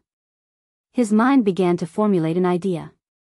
On the one hand, I can get Miss Magician and her friend, Miss Zio, to investigate Capim's background and determine which Beyonders he has ties with. The two ladies are very well connected in Eastborough, several gangs, and a considerable number of Beyonder circles. On the other hand, I can take action by myself. I can obtain information from the servants or bodyguards that come out from Capim's villa via mediumship. After finalizing his plan, Klein was in no hurry to get help from Miss Magician. He decided to try doing it by himself first so that he could find out more about the matter in a targeted manner. In the blink of an eye, his figure disappeared from the towering palace above the gray fog. After lunch, a man wearing a grayish-black cap and a thick cotton coat cautiously left from the back door of Capim's villa. He walked all the way to a crossroad and got into a rental carriage. Eastborough. He touched the dark red birthmark on his face and instructed the carriage driver. The carriage began to move, and the man looked out of the window with a bored expression, admiring the beautiful ladies and young ladies on the streets. If only we could kidnap them, the man let his imagination run wild as he revealed a regretful expression. When he was far from Iris Street, he suddenly shivered, and his eyes became slightly dazed. He knocked on the wall and said to the carriage driver, "Stop, stop. I forgot something. Here will do." The carriage driver didn't dare to reprimand the ferocious man. He didn't even mutter as he stopped the carriage by the side of the street and allowed him to alight. After paying 6 pence for the ride, the man retraced the direction in which he came for dozens of meters before entering a cheap hotel. Without the need for any proof of identity, he paid for a room. After entering, he left the door ajar without locking it. Then, the man sat on the edge of the bed with a deadpan expression. Suddenly, a transparent and illusory figure separated from his body. It was none other than Klein, who was dressed as a worker. He had used the method of summoning himself to transform into a spirit body and had attached himself to this man's body, allowing him to walk to a convenient location for mediumship. After knocking the man out, Klein's spirit form disappeared from the room. Not long after, the door was pushed open, and he walked into the room in his corporeal form. Using a wall of spirituality to seal the place, Klein quickly set up a mediumship ritual, allowing the alluring scent of Amantha extract and eye of the spirit medicine to emanate in the surroundings. After finishing his preparations and just as he was about to start the mediumship, he suddenly exclaimed and stopped his actions. He discovered that the spirit body of the man who was unconscious on the bed had a mysterious, unknown restriction. If he forcefully did the mediumship, although there was a high probability of success, it would activate the seal and cause some Beyonder to notice this occurrence. This would end up alerting the enemy. Such a strange Beyonder power. Very cautious and very careful. What Capim is involved in isn't simple at all. Klein took a few steps forward, frowning slightly. He glanced at the unconscious man and suddenly chuckled. "Do you think you can stop me with just this?" He quickly suspended the ritual, summoned himself again, and responded to himself. A few seconds later, he flew out of the candle's flame in his spirit body form and floated in the room once more. Without any hesitation, Klein, in his spirit body form, suddenly approached and possessed the unconscious man. The man suddenly sat up and opened his eyes, his expression appeared lifeless. He straightened his body, walked to the front of the altar, step by step, and then chanted in a low voice, "The fool that doesn't belong to this era, you are the mysterious ruler above the gray fog, you are the king of yellow and black who wields good luck." Chapter 376, Mr. Harras. In a room filled with the ethereal fragrance of Amantha extract and eye of the spirit medicine, Capim's henchman, who had been possessed by Klein, was made to chant the fool's honorific name. Amidst the monotonous yet rhythmic murmurs and the fragrance that made it difficult to focus, the man's spirit body gradually dissipated. He became muddle-headed but maintained a certain degree of unusual lucidity, as if he was hypnotizing himself. With Klein's help in his spirit body form and the feedback from the chanting the fool's honorific name, he slowly entered an artificial sleepwalking state. His astral projection approached the infinitely high gray fog and the mysterious location above the gray fog. Klein seized the opportunity, ended the summoning, and returned to the towering ancient palace, where he sat at the seat belonging to the fool. He saw a bright light circle rippling around him, sketching out the illusory figure of Capim's henchman. The mysterious space was affected by the ritual as it trembled slightly. Some of the energy was being pried away and was slowly flowing. Klein picked up the Dark Emperor card, and a paper figurine flashed in his hand.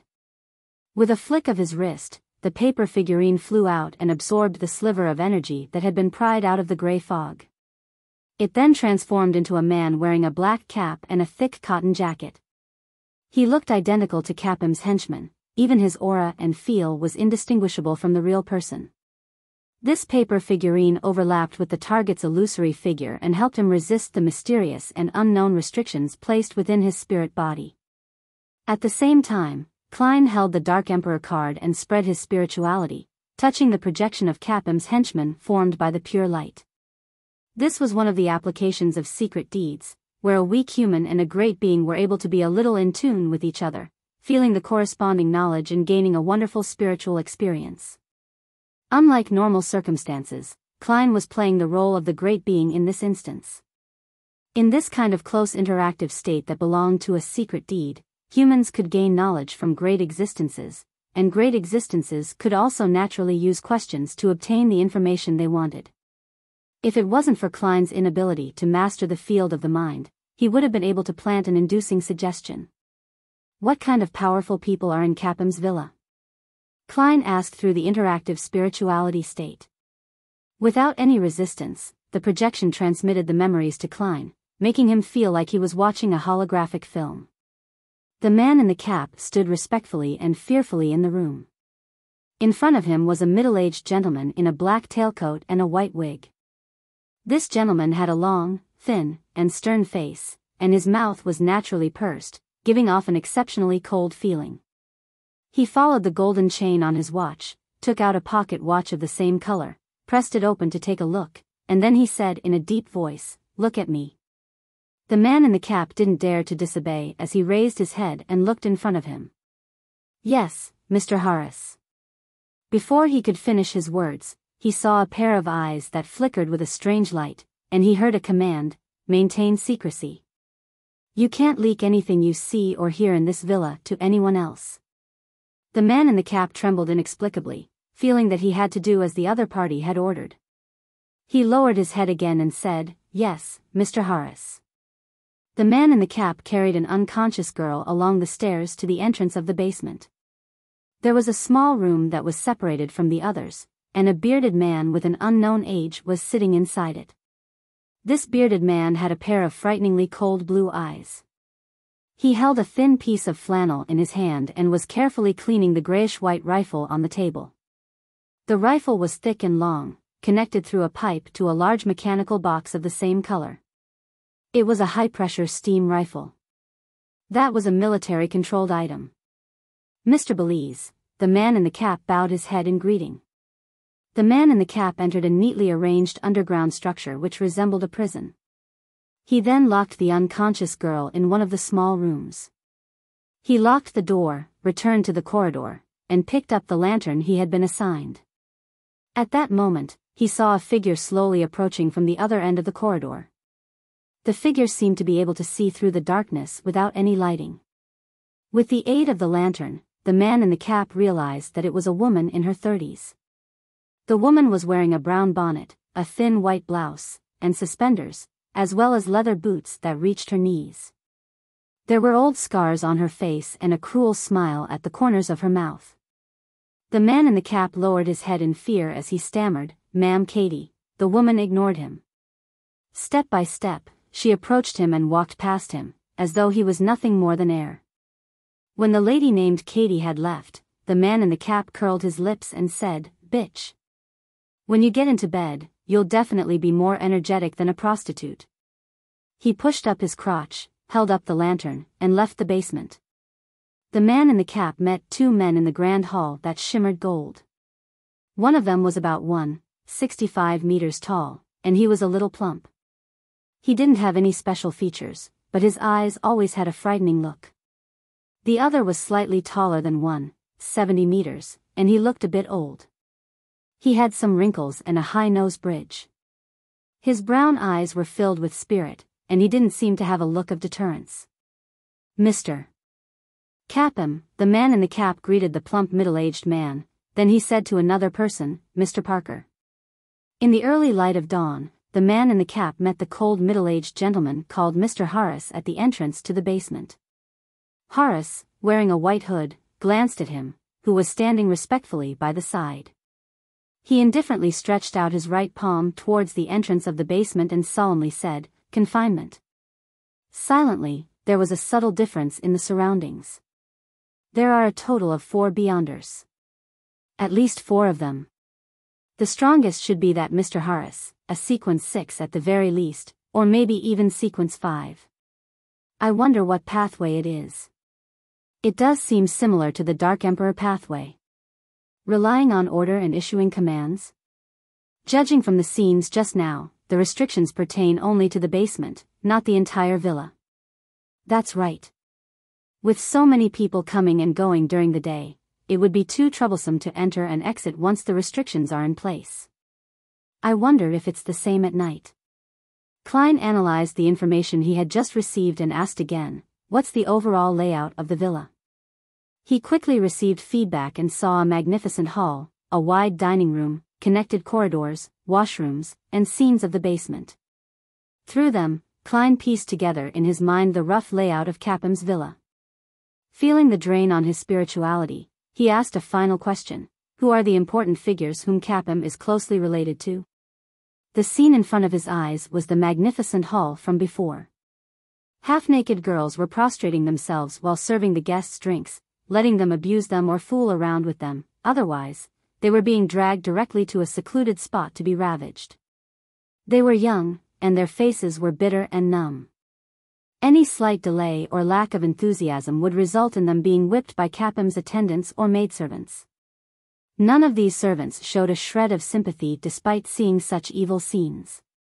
They fought to be the first to showcase themselves in a bid to obtain rewards. Klein saw Capim among the guests, the cold Mr. Harras, and a member of parliament from the House of Commons who often appeared in the newspapers, Vardara, a fat man who was addressed as deputy chief. Is that one of the deputy chiefs of the Backlund Police Department? That's one of the higher-ups of the police department. To think that not a single one of those servants are good. That's understandable. The villa's hired personnel must have been screened before and would have to be sufficiently trustworthy. Klein rubbed his forehead, halting the secret deed ritual. The man in the cap was only an inconsequential leader, and that was all he could know or participate in. Even at this moment, the mysterious restriction on him was still unperturbed. Klein ended the ritual and allowed him to vanish from above the gray fog as he returned to the real world. He sat by the bed and looked at the man in the cap who was unconscious. According to the information he had just gathered, he analyzed the feasibility of a performance and considered one plan after another. In the end, Klein came up with a definite idea. He whispered to himself, perhaps, I don't need a helper. A helper would drag me down instead, making it inconvenient for me to escape in times of danger. Picking the right time is very important. Nearly 50 minutes later, the man in the blackish-gray cap appeared in East Borough as he headed straight for the streets controlled by the Smanger gang. As soon as he saw a few dark-skinned, lean people with ferocious looks, he immediately went close. Pretending to not watch where he was going, he bumped into one of them. Damn it! You bunch of trash, the man in the cap cursed loudly and punched at one of them. Highlanders, who loved to fight, didn't back down and entered a brawl with him. In the process, the man in the cap pulled out his dagger, and the other Highlanders also drew their weapons. Slash! During the battle, a dagger stabbed into the capped man's neck as he failed to dodge in time. It went right into his arteries. The man in the cap fell as red blood pooled around his head. He quickly lost his life, and the illusory, transparent figure within his body immediately vanished. Klein returned above the gray fog, and using it as a springboard, he re-entered his body. He then opened his eyes in the cheap hotel in Sherwood Borough. He cleaned up the rest of the evidence and went to the front desk to check out of the room. On his way back to Minsk Street, Klein once again went above the gray fog. He wanted to divine a simple but crucial piece of information. He picked up a fountain pen and wrote down a line of text, Capim's dinner time today. Chapter 377, Capim's dinner. Putting down his dark red fountain pen, Klein picked up the piece of paper with the divination statement and leaned back in his chair. His lips moved as he whispered, Capim's dinner time today, over and over again. Klein's voice echoed above the empty gray fog as his eyes rapidly turned dark, and his eyelids drooped. In a fragmented dreamscape, he saw the spacious, elegant dining room where there was gilded porcelain cutlery, caviar, roasted chicken, lamb stew, fried ribeye steak, deep-fried dragon bone fish, thick creamy soup, and so on. The food was placed in a certain order according to specific requests in front of several diners. Among them was the slightly plump Capim, the middle-aged gentleman in a white hood, Harras, the thin-bloused Katie, and Parker, whose face was rather unintimidating due to his old age. Looking out from the end of the dining table, he could see a window decorated with gorgeous decorations. Outside the window, the clouds were sparse, and the crimson moon was faintly discernible in the air. Klein opened his eyes and marked the location of the moon in his dream. Using his knowledge in astromancy, he quickly calculated a rough corresponding time. It looks like it's from 7:30 to 7:45 in the evening. Considering those few scenes, Capim and the others have already finished more than half their meals, so I can push the time back by another 15 minutes. That way, 7:30 is the best choice. Klein muttered silently to himself as he interpreted the revelation from his dream divination.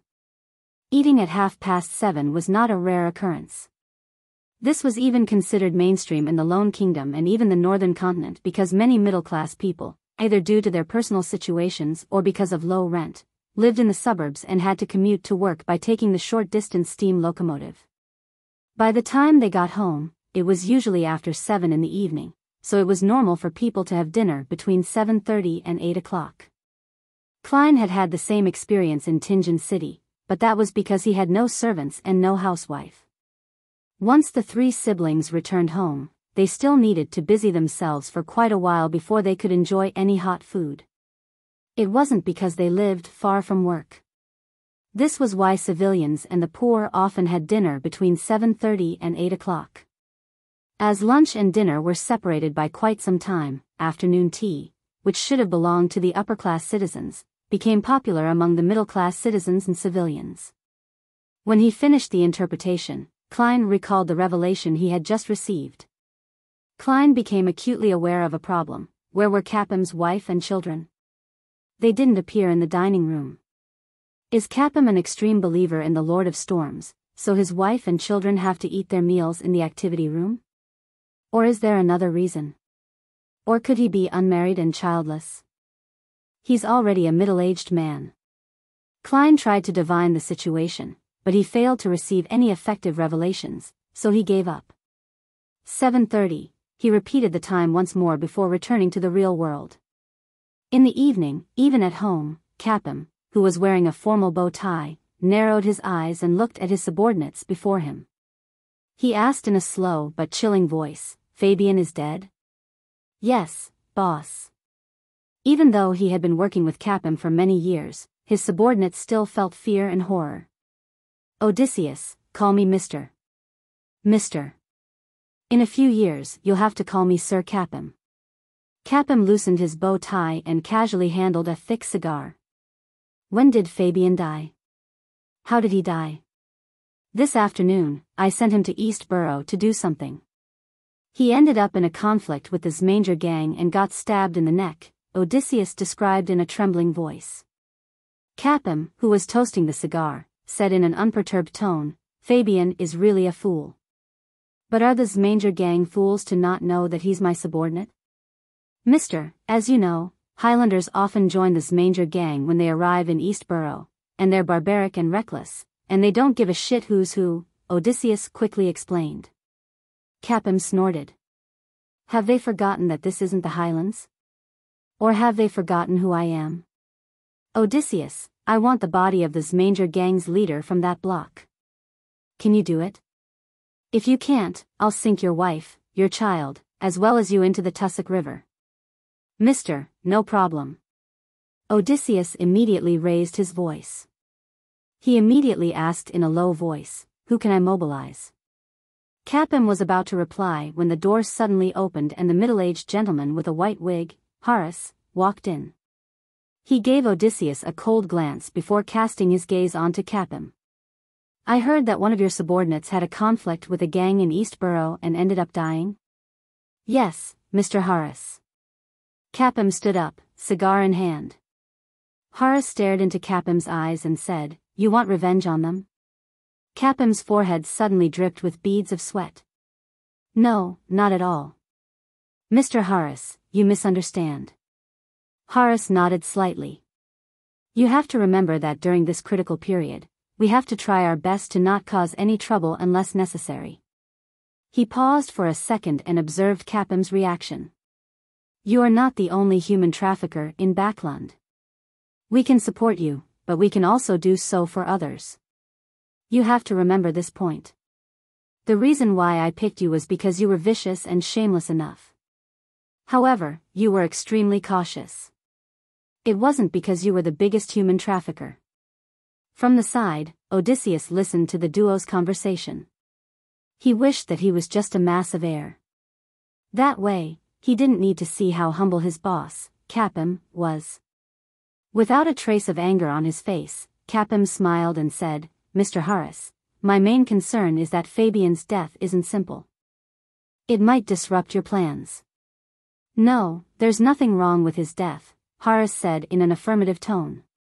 "I didn't get any feedback." "Is that so?" Capim acted enlightened. "Then I'm relieved." He looked at Odysseus and signaled him to leave. He then lowered his voice and said, "Mr. Harras, this time, there are the kind of goods you like from this batch." Seeing Harras's expression soften but not show any signs of emotion, Capim quickly added, "We've already finished gathering the ones that will be sent over." Harras nodded slowly. "Send her to my room tonight." "Yes, Mr. Harras," Capim said with a big smile. After Harras left, his face turned gloomy. He took a deep breath and whispered, "I hope that you can keep your promise this time. I don't want to be involved in anything like that anymore." He clearly remembered that year during the Harvest Festival, someone had come to him, hoping to get a batch of innocent girls. From that day on, the trajectory of his life had undergone tremendous changes. He had taken a fifth of the market share of the unlawful slave trade. He quickly became one of Backlund's rather famous tycoons, acquainting himself with several important figures and dragging them into the abyss of depravity.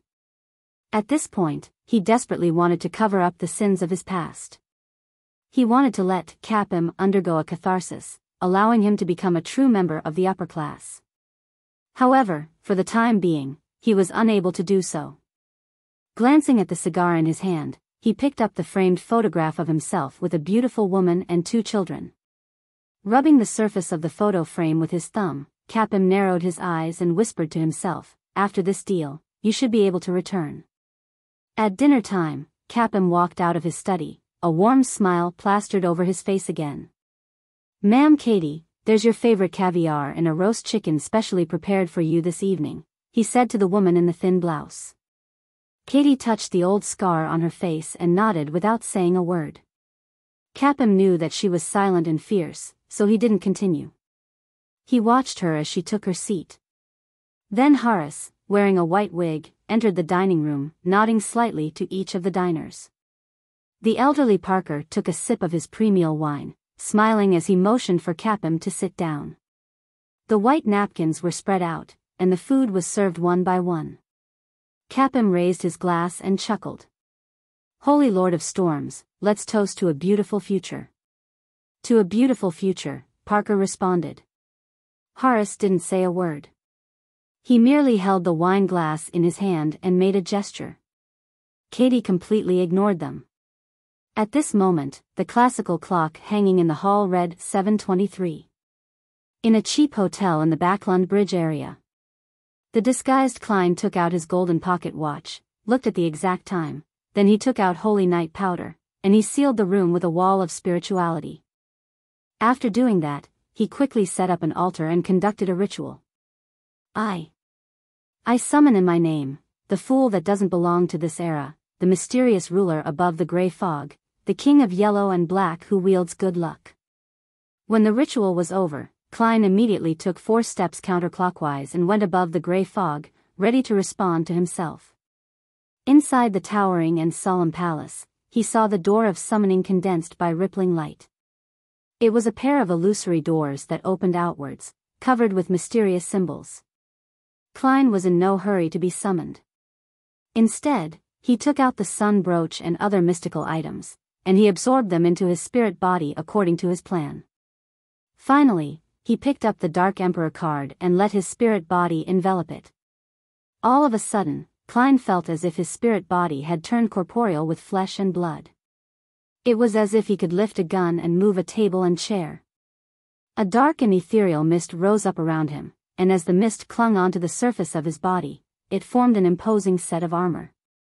He had a black crown on his head and a long cape of the same color on his back. At that moment, Klein was like an emperor about to embark on a journey. Dark Emperor. He examined the purifying bullets and revolver that he didn't bring with him before taking a step forward and entering the crack on the illusory door. Leaping out of the candlelight, he immediately flew under the cover of the night towards Capim's villa on Iris Street in Sherwood Borough. Not long after, he floated in front of the artificial fountain and approached the villa's entrance at a relaxed pace. The patrolling guards passed by him, but they didn't have any reaction. Since it wasn't really late into the night yet, there were no Beyonders on guard outside. In addition, Klein wasn't afraid that the powerful Beyonders inside would notice and have a premonition. It was because the Dark Emperor card possessed anti-divination and anti-prophecy characteristics. Chapter 378. The show begins with a black crown and a solid suit of armor. Klein stood in the doorway, attuned himself for a few seconds, and took a step forward. His seemingly physical body silently passed through the door and entered Capim's villa. The first thing that met him was a spacious hall with lots of chairs and clothes racks, and behind it was a magnificent hall with gold as the main color theme. There was no ceiling, only a dome reaching 3 stories high. A giant crystal chandelier hung down, and on each petal was a pearly white candle. Through a thick, heavy door to the left of the hall was an elegant and exquisite dining room. The fragrance of roasted meat was the richest inside, concealing the smell of alcohol and other food. Klein was in no hurry to enter the dining room. He partially circled the exterior first, occasionally reaching out his hand to pull on the grayish-white gas pipes. It appeared as if he was experimenting with his physical strength, after carrying the Dark Emperor card, to see how much of an impact he had on the real world. While he was a seer and clown, Klein's spirit body only had an intuition ability that was separate from divination. He possessed only 2 spell-like powers, which were to directly attack the soul and to freeze the target through contact. Once he advanced to the magician sequence, even if Klein didn't rely on the Beyonder powers of his physical body, he could still use paper figurine substitutes and air bullets in his spirit body state. In addition, he began to be able to possess others and gain basic control of the target. Augmented by the Dark Emperor card, the strength of his spirit body increased, and the number of items he could carry increased. His spell-like powers, which could directly attack souls, evolved into a specter's shriek. It produced sound waves that were inaudible to humans but capable of damaging the souls of all living beings in the area. Similarly, the frozen effects derived from contact was clearly strengthened. After confirming everything, he found the corner of a wall and penetrated it to enter the dining hall. Then, suppressing all his emotions, he swept his eyes across the long table. The scene of Harras in his white wig, Katie in her thin blouse, Parker with his aged face drinking red wine, and the slightly plump Capim slicing his ribeye steak caught his eye. Klein retracted his gaze quickly, not daring to look too much, lest the few Beyonders would discover him via their spiritual perception. With the help of the spiritual glows from the male and female servants standing around him, that is, the color of their auras, he carefully circled around the dining room and figured out the exact layout. For example, the size of the dining room was equivalent to the total area of his living room, dining room, and activity room. Another example was that there was a fireplace that burned with charcoal. It warmed the entire room via a pipe. There were 16 elegant gas lamps and their lighting mixed together, making the room appear like it was daytime. Across from the fireplace was a wall which had hanging picture frames. There were sketches and oil paintings, all works of famous artists. That bearded Belize isn't here. He should be changing shifts at the basement. For a Beyonder to be willing to do such menial work, Capim is definitely not involved in a simple matter of human trafficking. Klein thought for a few seconds, then he leaned against an oil painting of the sunset. He reached his hand into his body and unscrewed a translucent brown bottle's cap. It was the biological poison bottle. The reason why he paid so much attention to the time and chose to arrive at dinner time was because, at this very moment, the main figures were gathered here in the most orderly manner. It was the most advantageous for him to use the biological poison bottle. And with the tightly shut doors and windows during early winter, it allowed the effects of biological poison bottle to be more effective and have faster effects. In addition, Klein didn't soak the biological poison bottle to concoct the prophylactic drug before he came. He was currently in his spirit body state, so he wasn't afraid of biological poisons. With his spirit body's concealment and containment, he stood there silently and patiently admiring each and every one of the elegant wall lamps which were connected to the grayish-white gas pipes. Quickly, the odorless poison swiftly emanated outwards. Harras, with his white wig, sliced up a deep-fried dragon-bone fish, dipped it in black pepper sauce, and stuffed it into his mouth. Chewing and swallowing, he picked up the faintly golden champagne that was bubbling like a string of beads and took a sip in a good mood. He couldn't help but think of the entertainment that he would be experiencing that evening, the joy of a stubborn girl being conquered by him. This affected his appetite and made him unable to concentrate. Katie didn't get the servant to help her slice the roasted chicken. She was burying her head, holding a knife and fork, and like doing a precise dissection, she quickly divided the chicken into several pieces. They were all almost the same size. As Parker sampled the red wine and ate the stewed lamb, he would occasionally chat with Capim, who was sitting at the head of the table, and was considered as a guest that didn't sully the title. The dinner proceeded in an orderly manner, and finally, Capim put the last piece of beef into his mouth. He smiled at the three Beyonders and said, "Mr. Harras, Ma'am Katie, and Mr. Parker, tonight's desserts are from La Borrega's head chef. There are 3 kinds, fruit caramel pudding, cream shortcake, and the carrot cake." Harras, who had always been cold, nodded slightly. "We love dessert so much in this country." As soon as he finished his reflection, he saw Capim raise his hand and scratch his cheek before scratching again. "It's a little itchy." Capim smiled apologetically.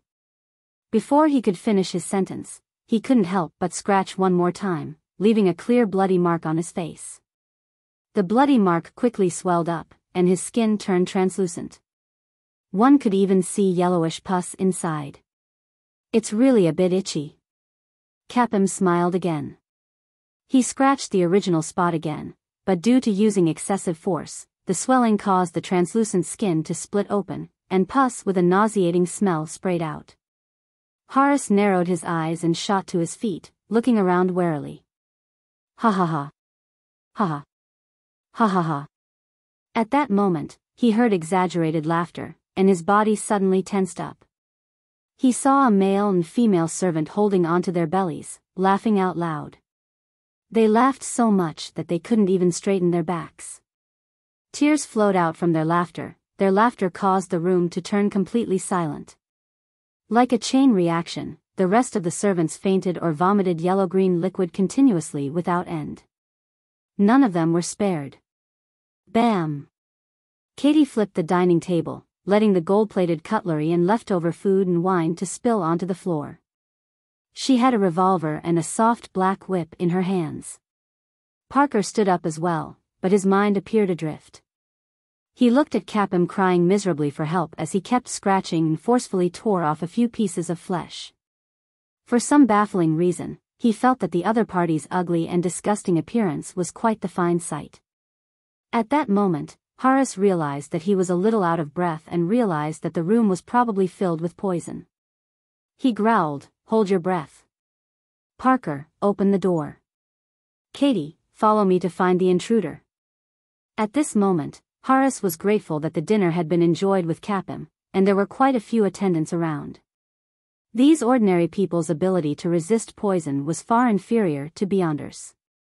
The fact that they showed signs ahead of time had allowed them to detect that something was amiss even before the poison had reached the deepest part of their bodies. "Parker, who has the lowest sequence, should be the one with the most severe symptoms among us." Harras suddenly had this thought.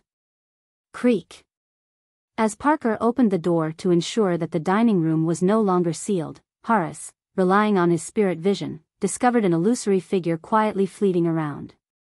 The figure wore a thick and imposing black armor, and a pitch-black crown on his head. A mask of the same color covered his face, making him look like a king from the spirit world.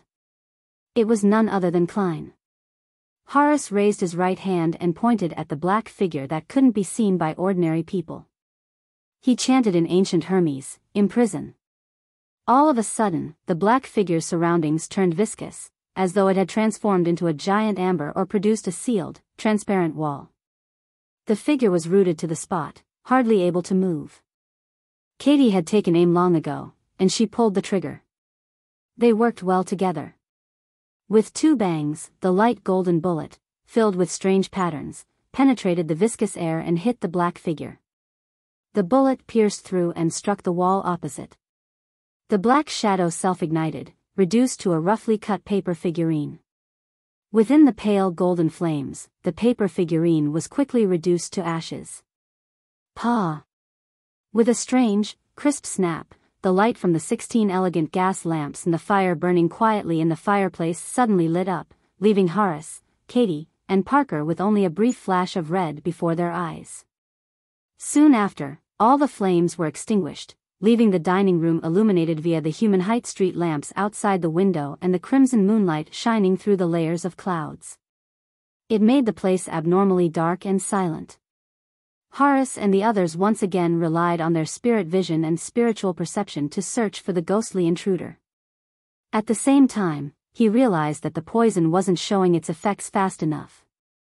It wouldn't really flare up until he finished the enemy. Therefore, he paid attention to the movement at the entrance of the basement. He pointed at the door again and said in ancient Hermes, "Confinement." The entire dining room suddenly froze, as if there was an additional layer of an invisible wall that even spirit bodies couldn't penetrate. Harras wanted to make it impossible for the intruder to escape. "I've found you." Wielding the revolver in one hand and the whip in the other, Katie noticed a black figure floating in the air. A strange light flashed in her eyes, and before she could attack, her mind buzzed as if someone had struck her head with a wooden stick. She felt as if she had encountered an indescribable shriek. A few drops of sticky blood slowly dripped from the tip of her nose. Harras only felt slight dizziness while the symptoms of shortness of breath seemed to worsen. Parker, the weakest of them, was seeing stars, and his steps became unstable. Suddenly, someone patted Parker's shoulder. A cold and gloomy feeling gushed over, causing him to freeze on the spot. It was as if he was completely covered in ice, and the cold moisture seeped into his bones. A familiar, deep voice sounded in his ears. "Imprison." Parker was instantly trapped by the transparent wall that imprisoned the door. However, Klein didn't possess him and went straight through instead, avoiding the effects of Harras's spell in a timely manner. Harras narrowed his eyes and waved his right hand. Release. Chapter 379, Magic's Key segment. The invisible prison around Parker's body immediately collapsed, leaving not even a single trace of it behind. However, he didn't regain his mobility. Instead, he slumped to the ground, shivering continuously, as if he was still frozen. This wasn't only an aftereffect of soul touch, but also the effect of Klein's direct attack on his soul. Parker, who was only a sequence 8, was unable to recover in a short period of time. He couldn't even control his breathing and, as a result, inhaled large quantities of the biological poison, which was identical to the one in his body, once again. His weakened state caused the poison in his body to act faster. His eyes stared blankly as he instinctively changed direction. He saw Capim rolling on the ground and scratching his face and body constantly. He saw the thin strips of flesh hanging by the side of the wounds and the ghostly white color of his bones. Parker gasped and struggled to climb over. Capim, whose itch made him rip off the outer layer of his skin, suddenly discovered that Parker was crawling toward him with bloodshot eyes. He had a bad premonition, but he had no strength to dodge as he couldn't stop scratching. He didn't even have the ability to shout, no, except for using a blood-curdling cry as a substitute. At this moment, Klein, who had dodged the imprison spell, shouted, "Holy," in ancient Hermes. Then, he rubbed his fingers together and shot an air bullet through the dark golden sunbird brooch's coruscating glow. As soon as the air bullet was formed, it took on a holy luster and shot straight towards Harras's face. This was the holy oath provided by the sun brooch, and Klein had augmented the air bullet with holy damage. Harras had long since changed his position. He was abnormally agile, and unlike a mage, he was more like a pugilist expert. As he avoided Klein's air bullet, he motioned for Katie to lash her whip to hold Klein back. When Klein's attack was interrupted, Harras took an iron black metal glove from a hidden pocket of his and tried to put it on his left hand. In his spirit-body state, Klein didn't need to look out from the corner of his eye to see what had just happened despite not facing Harras. He immediately flew up, avoiding Katie's lash. He flew over the chandelier and pounced towards Harras. When Harras saw this scene, he held the black metal glove and pointed diagonally upwards. Exile. Klein was suddenly hit by an overwhelming and invisible force. His entire spirit body was blown away by the wind and hit the wall conjured by confinement, but didn't penetrate through it and escape. Seizing this opportunity, Harras put on the iron black metal glove. In the blink of an eye, he seemed to grow a bit taller. His authority was uplifted like he was a figure that could determine the life and death of others. The moment Klein was released from the exile state, he felt an inexplicable sense of horror. He couldn't help but want to lower his head, to prostrate, to listen to Harras's every word and obey every order given by him. His movements had become sluggish, and his pupils reflected a rapidly approaching Katie. "Pa!" Katie lashed out with her long black whip and hit Klein accurately. The long whip passed through his spirit body, but it brought a great deal of pain to Klein's psyche, as if someone had pressed a red-hot iron to the weakest part of his body. He jerked his head up and let out a scream. As for Katie, she pulled the trigger of the revolver in her other hand. Bang! Bang! 2 bullets, with a light golden glow, shot out one after another, striking Klein's body. Bright rays of light bloomed, and the figure wearing black armor rapidly thinned, turning into a paper figurine and quickly burning into ashes. Klein appeared in a dark corner. The sun brooch inside his spirit body was glowing with a dark golden light. Warm powers instantly filled his body, and the extreme horror that Harras had subjected him to quickly disappeared. One of the spell-like effects of the sun brooch was horror immunity. In the short span of less than a minute, Klein had already been forced to use paper figurine substitutes twice. Although it was partly because he did it on purpose, it was still enough to prove the strength of Harras and Katie's joint attacks.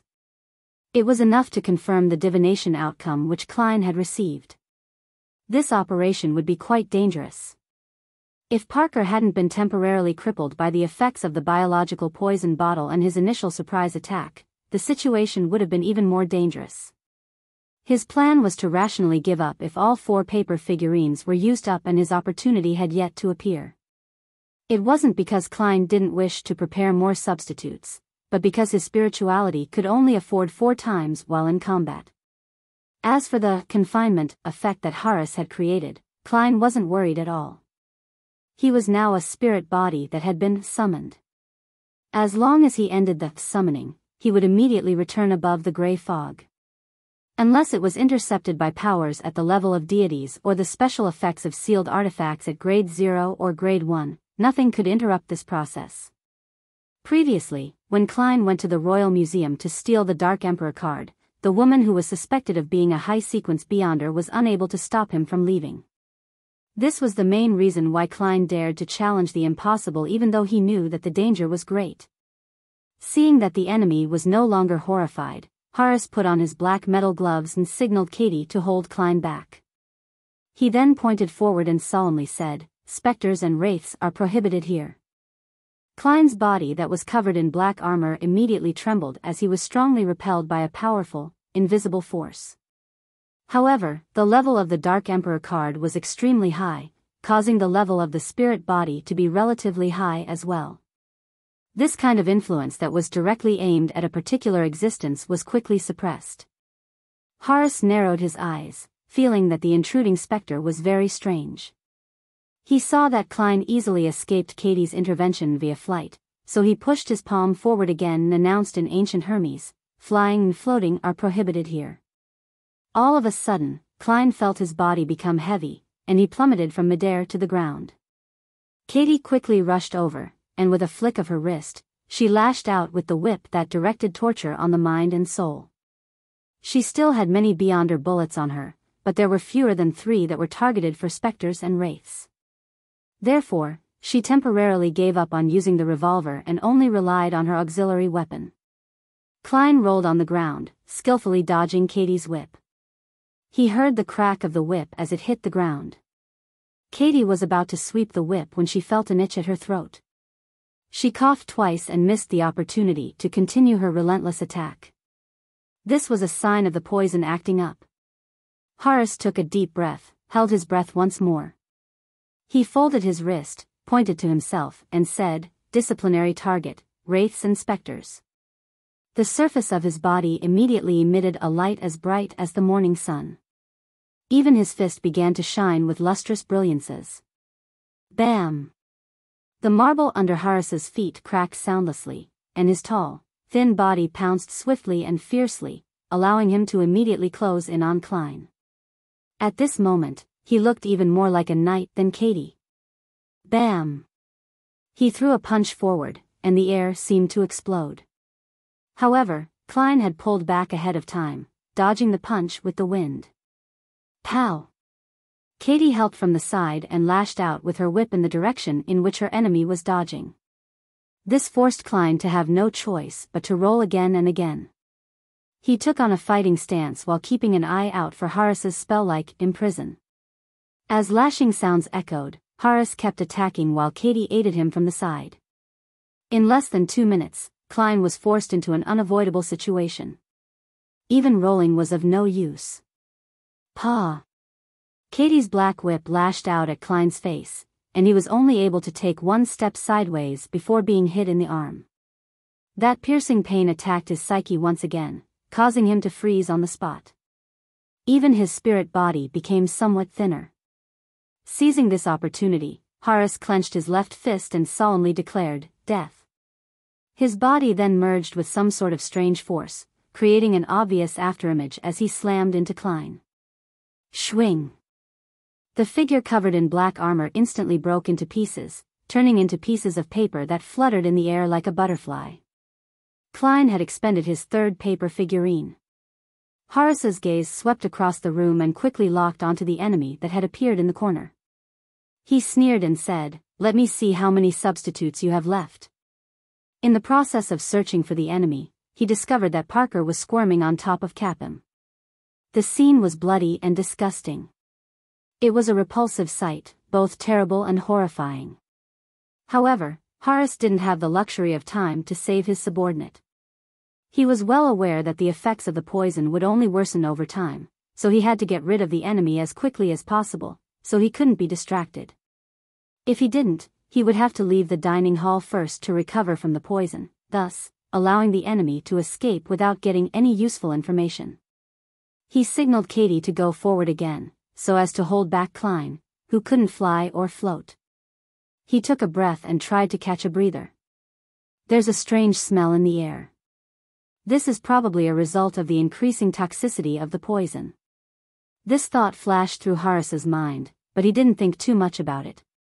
He raised his left hand and solemnly declared, "The illegal intrusion of another's house is a crime." An illegal intrusion. While repeating the statement for a second time, Harras found it hard to breathe again. For a moment, he was unable to catch his breath, so he could only stop midway. He took another deep breath, adjusted himself, and spoke again. The illegal intrusion of another's house is a crime. He repeated it 3 times, and Klein, who was still unable to extricate himself from Katie's entanglement, felt a baffling chill. Cough. Cough. Cough. Katie showed coughing symptoms again, and the flailing of her whip became sluggish. Klein took the opportunity to stop the embroilment with her, but he didn't attack her. Instead, he raised his head, opened his mouth, and let out a sharp cry that no human could hear. Hum. Katie's head jerked up, and her body swayed. She felt like the ground was bobbing up and down. Harras only felt a slight dizziness before returning to normal. He looked at Klein coldly and said in a majestic voice, "The guilty should be restricted." Klein, who was lunging at him, found to his surprise that his feet had seemed to be immobilized by invisible shackles. It made his movements suddenly turn rigid. Katie, who had recovered a little, swung open the revolver's cylinder and quickly removed the spent and unused rounds. Then, she took out a quick reloading device and stuffed 6 rounds of ammunition, including her remaining purifying bullets, into the cylinder. Harras clenched his left fist and prepared for an attack. He wanted to chain his attack with Katie's shooting, in a bid to completely finish the enemy or to expend his substitutes. At this moment, the black-armored Klein smiled. It was because the opportunity he had been waiting for had come. He knew that it would take time for the biological poison bottle to show any significant effects. And once Beyonder sensed that something was wrong, they would act accordingly, either to find the hidden enemy or to escape the toxic environment. It would be difficult to seriously damage them or even finish them. Therefore, he had 2 other reasons for using the biological poison bottle. The first reason was to weaken the enemy. The second reason was to mask some smells so that Harras and the others would attribute all the abnormal smells they detected to the poison in the air. It made them focus all their attention on this aspect. This was the most important segment of a magic show, and also the key to success or failure. That abnormal smell was the smell of gas. The reason why Klein let the gas lamp and the fire in the fireplace suddenly brighten and extinguish wasn't solely to affect Harras and company's vision. It was mainly to attract their attention, so that he could destroy a few hidden gas pipes. In the beginning, he had intentionally put himself in danger in order to trick Katie into firing a bullet meant for wraiths and specters, so that she would no longer blindly fire at him and not trigger a corresponding explosion. He kept entangling himself with her and hadn't made any other attempts solely because he was waiting for the air to be filled with gas. Therefore, he kept holding back from using flaming jump or flame controlling. As for Harras's actions of using confinement on the room, he had expected it, but he didn't expect it to be this successful. Therefore, before he entered the dining room, he had kindly inspected the doors and windows to see if they were airtight. He had destroyed the hidden gas pipes in the hall, causing the area, both inside and outside, to become a huge bomb. Even without confinement, it would ultimately not affect anything. As a specter, Klein was undoubtedly unafraid of explosions. Lower-level ghosts might be annihilated by fire, but specters would at most suffer some damage. This was why Klein had to buy extra purifying bullets and the sun brooch despite the fact that he had flame controlling. When he saw that Katie had raised her revolver and was about to shoot, and that Harras was about to pronounce death on him, Klein smiled and snapped his fingers. Harras suddenly felt a dangerous foreboding. However, at this moment, he saw that a flame had already lit up in the fireplace to his side, instantly igniting the surrounding air. Boom! With a loud boom, Harras's vision was instantly filled with an inferno that filled the room. It was as if he was watching a grand display of fireworks. Chapter 380. Curtain Call. Capim lay flat on the ground, itching and aching, wishing he could tear himself apart on the spot to rid himself of this hellish pain. Then, he saw a scarlet wave of fire that spread over in a flash, and he heard a deafening explosion. He imagined that this last moment would seem infinitely long and that it would allow him to recall all of the beautiful scenes when his wife and children were still by his side. He thought that he would feel relieved because he would no longer have to endure this inhuman torture, but at that moment, extreme fear and an intense desire to live surged from the bottom of his heart.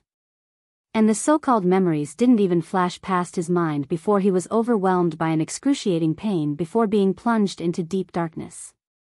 Boom! The dining room windows were blasted apart, accompanied by countless brick fragments and rubble, as well as the burning tongues of fire that kept reaching outwards.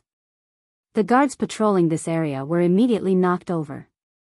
Those who were lucky enough to not get hit had their ears left ringing. Their bodies either swayed, staggered, or fell. They saw that more than half of the dining room's outer wall had collapsed and that the flames seemed to be floating in midair. The residents of the entire street and the police officers in charge of the surrounding area heard a loud boom at the same time, leaving them confused and frightened. In the dining room, dressed in black armor and a black crown, Klein stood there, bathing in the red flames and enjoying the strong blasts of the waves without flinching. A lot of the black gases around him had dispersed, and even his spirit body had suffered some damage, but it wasn't serious at all. Beside a toppled table, Parker and Capim were blasted into a corner, their heads were cracking and their bodies charred. The surface of their bodies was still quietly burning with flames, and the rest of the servants were in a similar state. In the area opposite the fireplace, Katie, who had been unable to avoid the attack in time, was slammed into the wall and then fell to the ground. Her body was mangled and covered in blood, and there were a lot of charred marks on her skin. Not a single piece of her skin remained intact. She wasn't dead yet, but she had fainted from her severe injuries. Even so, she still coughed while convulsing, inhaling large amounts of the lingering flames. The black whip also suffered similar damage. Many cracks appeared on its surface, and a small portion of the whip was ignited. None of the Beyonder bullets that she possessed were spared from the explosion. Katie was no longer capable of fighting. Harras had rolled in time to protect his vitals, but there was still a lot of blood and charred flesh on him. He staggered to his feet, revealing that his back, his hairband, and his legs were ablaze with red flames.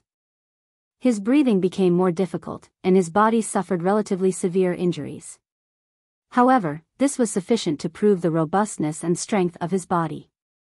Or rather, having worn the black iron glove, his body became sufficiently robust, and his physique was sufficiently strong. However, this was within Klein's expectations. Since he was unable to assess how much damage his opponent could take, he had overestimated his enemy's constitution while coming up with a plan. Out of the corner of his eye, Harras saw that Klein was almost perfectly fine. His pupils shrank as he hurriedly stretched out his left hand and pointed in that direction. He said in a low voice, "Exile." Again, Klein failed to resist and was pushed away like scrap paper in a hurricane. He flew out of the dining room. In the hall outside, after the momentary ignition, the fire had already weakened. Another wave of disaster was brewing due to the wooden staircase, but the damage here wasn't too severe because the main body of the explosion had been confined to the dining room. Seizing this opportunity, Harras suddenly turned around and ran outside without looking back. Even though the flames covering his body were still burning, he didn't waste any time to deal with them. He knew that he was in a terrible condition and on the brink of losing control. Furthermore, the effects of the poison would soon reach its peak. Compounded by these two factors, he didn't think that he had any chance of defeating the intruder. It would be the same even if he had the help of the Sequence 7, Belize, at the entrance to the basement. Harras believed that if this battle continued, the only thing that awaited him was having the poison act up or him losing control due to his injuries. Once he decided to run, he didn't care about Katie, who was still alive, anymore. When Klein, who had just stabilized his body under exile, saw this scene, he immediately raised his head, opened his mouth, and let out a shriek that no human could hear. Hum. Harras felt a wave of dizziness, and his feet paused for a moment. His skin, which was still in relatively good condition, was now covered in dense, translucent blisters. This was an early sign of him losing control. However, he quickly recovered and continued his mad dash, escaping from the lawn of the villa. He's really hard to kill. Klein didn't pursue him, in order to avoid an accident. He remembered that his goal was to rescue the victims and not to wipe away these degenerate Beyonders. More importantly, he had expended a lot of his energy and had suffered heavy injuries. If he were to give chase, he might not be able to stop Harras's berserk counterattack. Pa! Klein snapped his fingers and fired an air bullet. The bullet struck Katie in the head, ending her pain. Immediately following that, Klein turned around and flew towards the entrance to the basement. Belize, who had a full beard, had been keeping an eye on the situation outside, but he didn't dare to leave his post out of fear that the intruder's accomplices would take the opportunity to break into the dungeon. At this very moment, he held a high-pressure steam rifle and had his spirit vision activated. He had been frightened by the loud boom and became abnormally tense. Immediately afterwards, he saw the dignified specter fly over, and without hesitation, he raised his rifle and pulled the trigger. Bang! White mist was ejected from the barrel, and a sharp-tipped pale gold bullet was shot forward at an astonishing speed. Klein was prepared and Long had a hunch. He had drawn out a small curve before Belize fired. The bullet tore through the hall, past the front door, and to the outside. At the same time, Belize rushed out of the duty room, holding his high-pressure steam rifle, and took on a threatening pose as he quickly moved towards the door. He believed that the intruder, who could deal with Harras, Katie, and Parker, would be able to easily kill him as well. Besides, such a big commotion must have attracted a lot of attention. He couldn't be certain that the mandated punishers would come over to investigate. Therefore, his only choice was to flee. Klein once again let out an invisible shriek, making Belize feel as if he had been smashed by a hammer. He saw stars as a few drops of blood dripped from the tip of his nose. But this didn't stop Belize from running. After shooting at Klein to stop him, he was already running into the hall, tumbling towards the door. Klein hesitated for a moment, then he gave up on chasing and fighting. He turned off the main valve, went to the entrance of the basement, and snapped his fingers repeatedly. Bang! Bang! Bang! Air bullets shot at the invisible walls, gradually disintegrating the confinement. This was also one of the reasons why Klein dared to cause a gas explosion and use the biological poison bottle. With the effects of Harras's confinement in the underground dungeon, as long as it wasn't a frontal assault, he didn't have to worry about accidentally harming those pitiful girls. He destroyed the locks and flew into the dungeon, first finding the cell where Daisy had been held based on the revelation from his prior divination scenes. He then confirmed that she wasn't hurt too badly and was still able to move. Then, his body turned illusory and melted into the metal door. Creak. Creak. Creak. The iron doors on one side opened quickly, one after another, as though an invisible specter was running to unlock them. Creak. Creak. Creak. After one side was done, he did it for the other side. Daisy and the other girls were frightened by the explosion outside. After a while, she was surprised to find that the door to her cell was open for some baffling reason. Yet, no one entered. It felt like she could leave at any time. Some of the girls, who hadn't been disciplined at all since they were recently kidnapped, mustered their courage, got up, and attempted to run to the exit of the basement. They passed through the hall, which was slightly damaged by the explosion, and they left the burning villa's worsening condition, running faster and faster in the direction of freedom. When they reached the street, Daisy and the other girls thought to look back. Looking back, they could just barely make out an imposing figure standing upright on top of the evil building. It was clad in full black armor, and it wore a black crown. Whoosh! The cape behind the figure began to flutter silently. As they remembered the scene, they sought a nearby cathedral with their mistrust towards the police. When Klein returned to the smoking, burning dining room, he found that Parker's and Katie's Beyonder characteristics had just begun to show signs of appearing. He checked the items they were carrying and confirmed that most of them had been destroyed. Even their money was charred to a crisp. Klein jumped up to the second and third floor, quickly checking for any relevant clues. He didn't attempt to use mediumship, because he was short on time. And bringing them above the gray fog didn't meet the requirements of his curtain call. If even a minor leader was made to maintain secrecy, then these important figures would definitely have their own restrictions. They aren't good candidates for performing mediumship as I please. Furthermore, the previous series of required actions is too troublesome, complicated, and inappropriate for the current situation that I'm in. Klein ended his investigation with nothing to show for, but he picked up a deck of tarot cards. Returning to the destroyed, charred dining room, he took out all the major arcana cards from the tarot card deck and walked over to Capim's corpse. Then, he specially took 2 of them and scattered the rest over Capim's body. When this was done, he covered Capim's eyes with the 2 tarot cards he had specially drawn. They were face up with their main side. By this time, Parker's and Katie's Beyonder characteristics had appeared. Tens of seconds later, an illusory door covered with complicated symbols appeared in midair outside the villa. The door opened without a sound, and from it, a handsome man in a crisp suit walked out. He looked to be in his 40s, mature and elegant. He had a pair of golden eyes, and with just one sweep of his face, he locked onto the dining room in the midst of the fire. At this moment, a strong gust of wind blew past, and a figure flew over at high speeds. It was an old man wearing a soft hat. His silver eyes had an abnormal seriousness to them. He was wearing a black robe with the symbol of the Lord of Storms embroidered on it.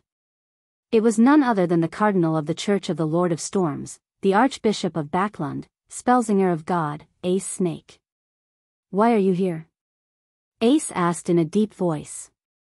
Any Beyonder-related matters in Sherwood Borough came under the jurisdiction of the Holy Wind Cathedral, so he was entitled to ask.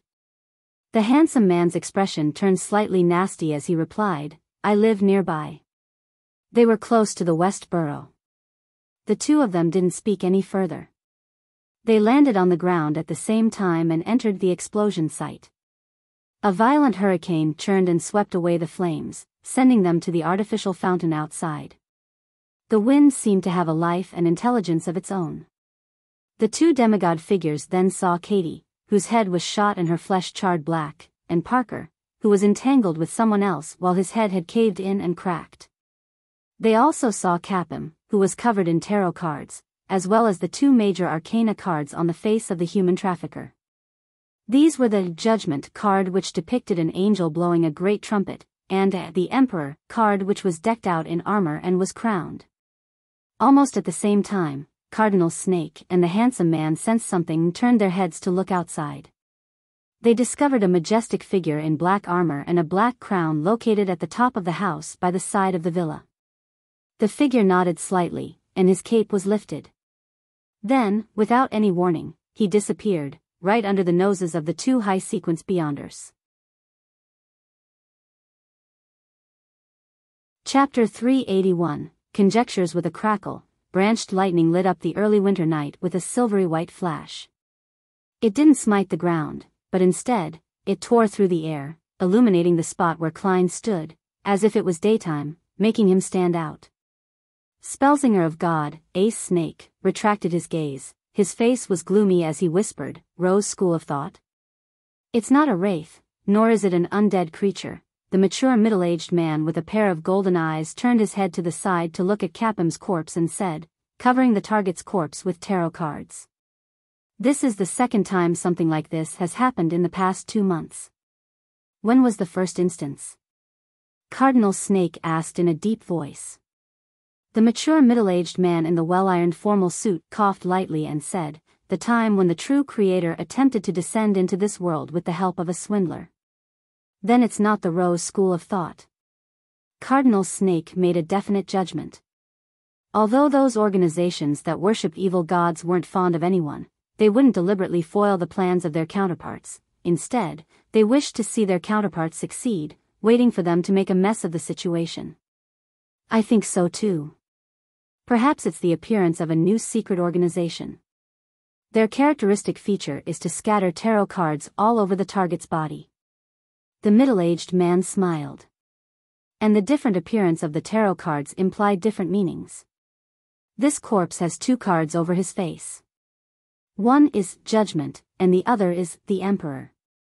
Judgment is the motive and goal, while the Emperor is the organization's code name. Of course, this might also be a type of ritual. Cardinal Snake didn't respond as he surveyed the area. let's see what exactly happened here. It was only at this point in time that the first batch of mandated punishers arrived at Capim's villa. Above the grey fog, having only used paper figurine substitutes thrice and not being pushed to his limits, Klein was about to use divination to confirm Daisy's safety afterward. Daisy will successfully return home. Holding the spirit pendulum in his left hand, he closed his eyes and silently chanted the sentence. After repeating it 7 times, Klein opened his eyes and saw the topaz pendant turning counterclockwise, but it moved with a very slow frequency and a tiny amplitude. This means that Daisy's journey home will be quite a bumpy one but almost negligible. After interpreting the revelation, Klein was relieved of his final concerns. He then looked at the 2 items in front of him, both of which were radiating with a strong spiritual luster. One of them was a light blue, translucent hexagonal pillar. There were traces of light flashing through it, as though it was lightning that came from the depths of one's consciousness. This was the Beyonder characteristic left behind by Ma'am Katie. The other belonged to Parker, who hadn't been able to play a role in the battle. His Beyonder characteristic had condensed into a ball, like a child's fist. This fist was made up of 3 colors, iron black and dark red colors intertwined with a large swath of silver. Klein didn't hesitate to conjure a pen and paper. He was ready to use these 2 Beyonder characteristics to divine the corresponding potion formulas. Before he advanced to sequence 7, because of the additional influences that had been left on the Beyonder characteristics it was almost impossible to use divination to determine the formulas. Even if this mysterious space could help him eliminate the interference and increase his divination ability to a certain extent, it still wasn't enough. Therefore, the only method Klein could use, in the past, was mediumship. After he became a magician, he was preliminarily able to determine it using the Beyonder characteristic for a divination above the grey fog. However, there was a high probability of him failing. This time, without exception, Klein had shamelessly failed. However, he also had some gains, and that was to be able to find out the corresponding sequence names of the 2 Beyonder characteristics. Parker is a sequence 8 sheriff and Katie is a sequence 7 interrogator. Aren't these from the Arbiter pathway? This pathway is controlled by the royal family, the military, and a small number of ancient aristocratic families in Lone. Any leaks of formulas and Beyonder ingredients are dealt with harshly. Could a number of the girls abducted by Capim be sent to the estate of some aristocrat? But there's no need for them to send for Beyonders to help Capim just to enjoy themselves. It obviously doesn't make sense. Harras is much more powerful than Katie, so perhaps he's a sequence 6 of this pathway. After wearing that glove, he might even be as strong as a sequence 5. Could it be that they're involved in some bloody heretic sacrifice, and the target they seek cannot be exposed? Apart from those on the inside of the kingdom, Fainapotter's Castilla family also possesses this Beyonder pathway, which is then transmitted to their army and intelligence system. Could this be another espionage case of some unknown nature?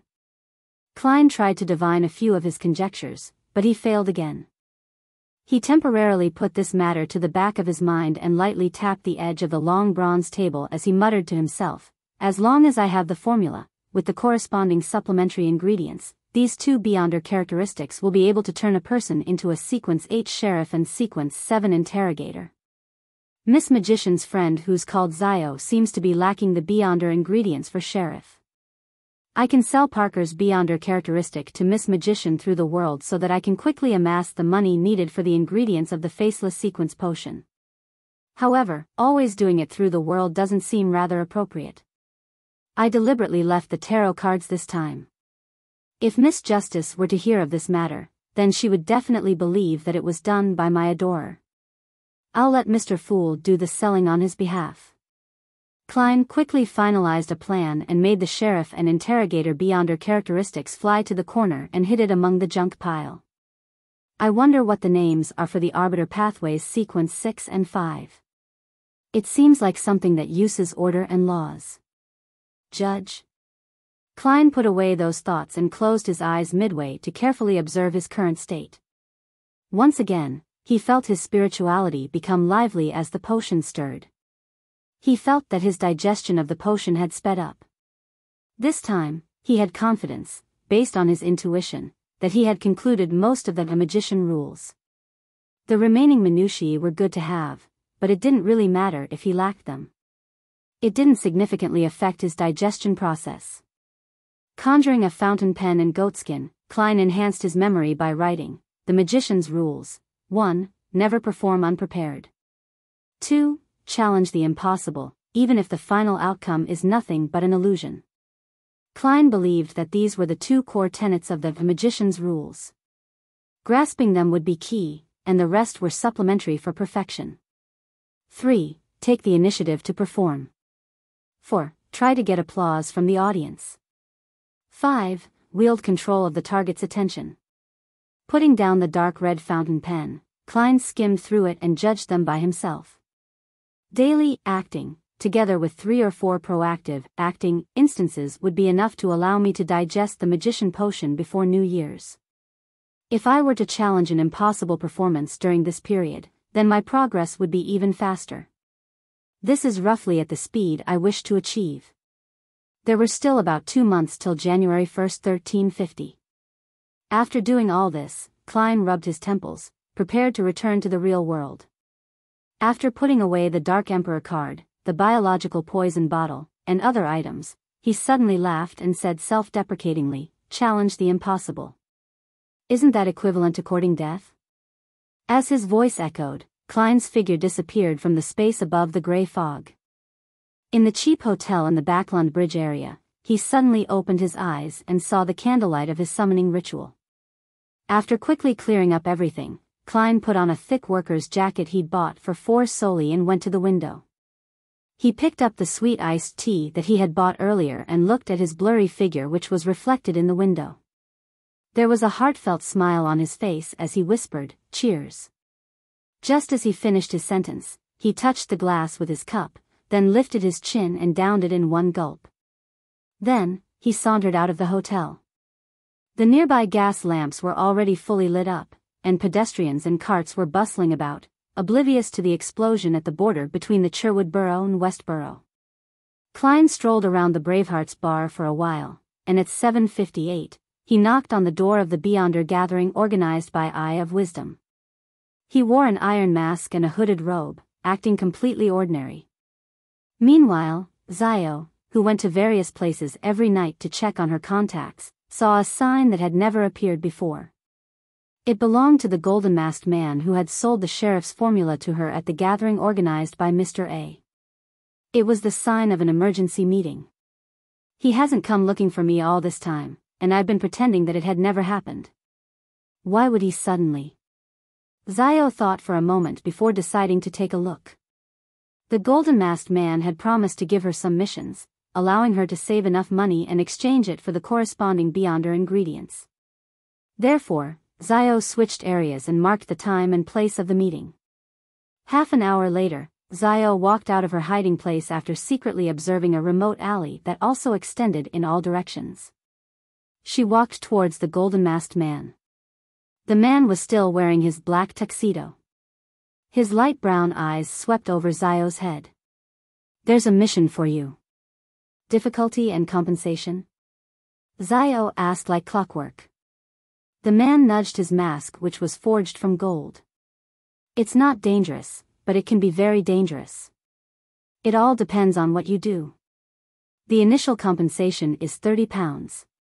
If you can acquire useful information, I can even directly give you a Beyonder ingredient corresponding to sheriff."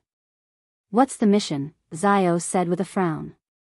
The golden-masked man's gaze turned heavy as he said, "Through the channels available to you, figure out who has recently been keeping tabs on Capim."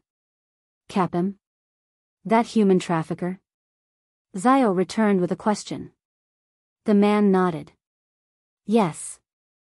I reject this mission. I hate him." Zio immediately refused.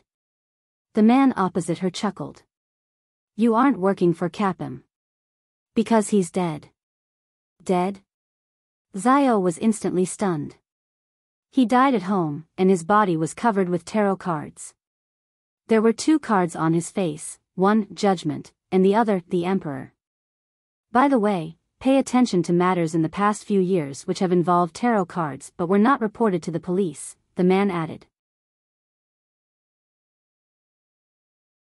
Chapter 382, Hero Bandit Sherwood Borough, in the house Zio and Furs rented. Furs was just finishing the beginning of her new book and, in her good mood, prepared to reward herself with a cigarette, when Zio pushed open the door and entered the study. Smoking is harmful to your health. Zio sniffed. Furs didn't argue with her when she saw her puzzled look. Instead, she asked, "Looks like something happened to you?" Zio scratched her rough blonde hair and sat down on a nearby chair. That person from before contacted me, the person who sold the sheriff formula to me through another person at Mr. A's gathering. He gave me a relatively simple mission. The initial reward is £30. I don't even know if there are any hidden dangers. Furs thought for a moment and then said, "That person. There should be an organization behind him, but why would they want to rope you in? Aren't they afraid of being implicated by your intelligence, thus, causing the entire organization to be completely destroyed? There's nothing they really need from you either.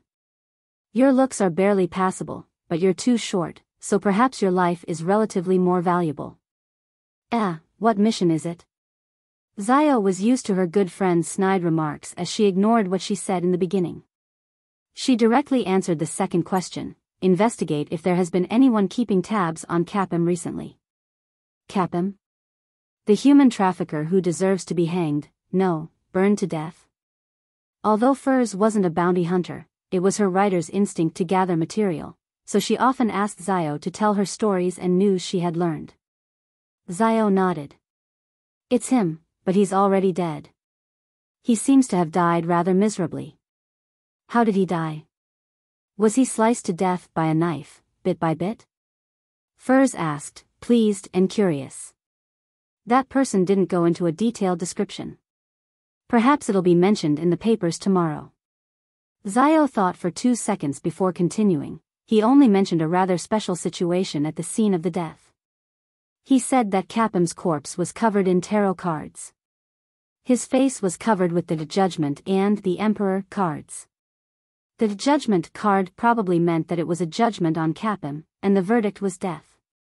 But what does the Emperor card represent? That murderer, no, that hero's identity?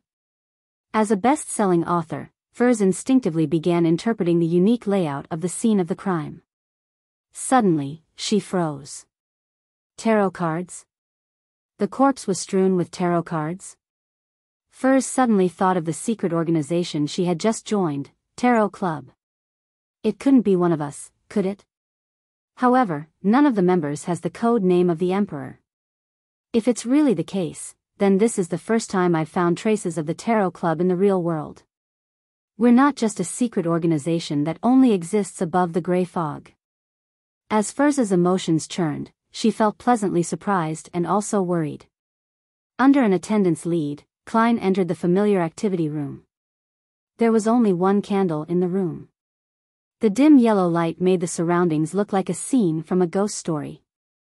Coupled with the black robes and the iron masks worn by the mysterious people, the atmosphere turned even more intense.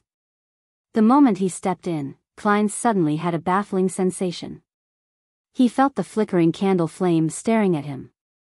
He felt that the flame would burst and ignite his hair and robe. He felt that the curtain behind the oriel window would suddenly flare up, enveloping his body, and covering his nose and mouth, forcefully choking him to death. What's happening? Klein was stunned as he turned extremely tense.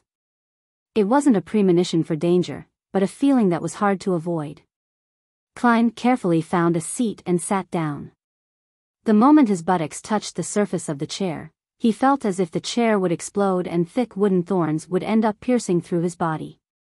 This reminded him of the videos he had seen back on Earth. Due to the explosion of a low-quality gas cylinder under a swivel chair, the steel pole, and the debris had stabbed into the seated owner's buttocks, drilling into his abdomen. The whole scene was filled with badly mutilated blood and flesh, a ghastly sight.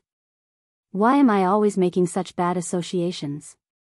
Is it because of the damage done to my spirit body from the battle earlier? Klein looked around thoughtfully and saw that the fat apothecary had still not attended. What happened? Or has he already left Backlund? Klein murmured something to himself and heard Eye of Wisdom announce the beginning of the gathering. In the course of the next few hours, Klein felt as if the chandelier on the ceiling was going to fall sideways and smash into his head. He thought that the coffee table in front of Eye of Wisdom would suddenly move sideways and stumble him over, and he suspected that the members of the gathering around him were full of malice and might cause him trouble at any moment. It made him fidgety, alert, and puzzled, and he was too distracted to pay attention to deals that either ended in success or failure.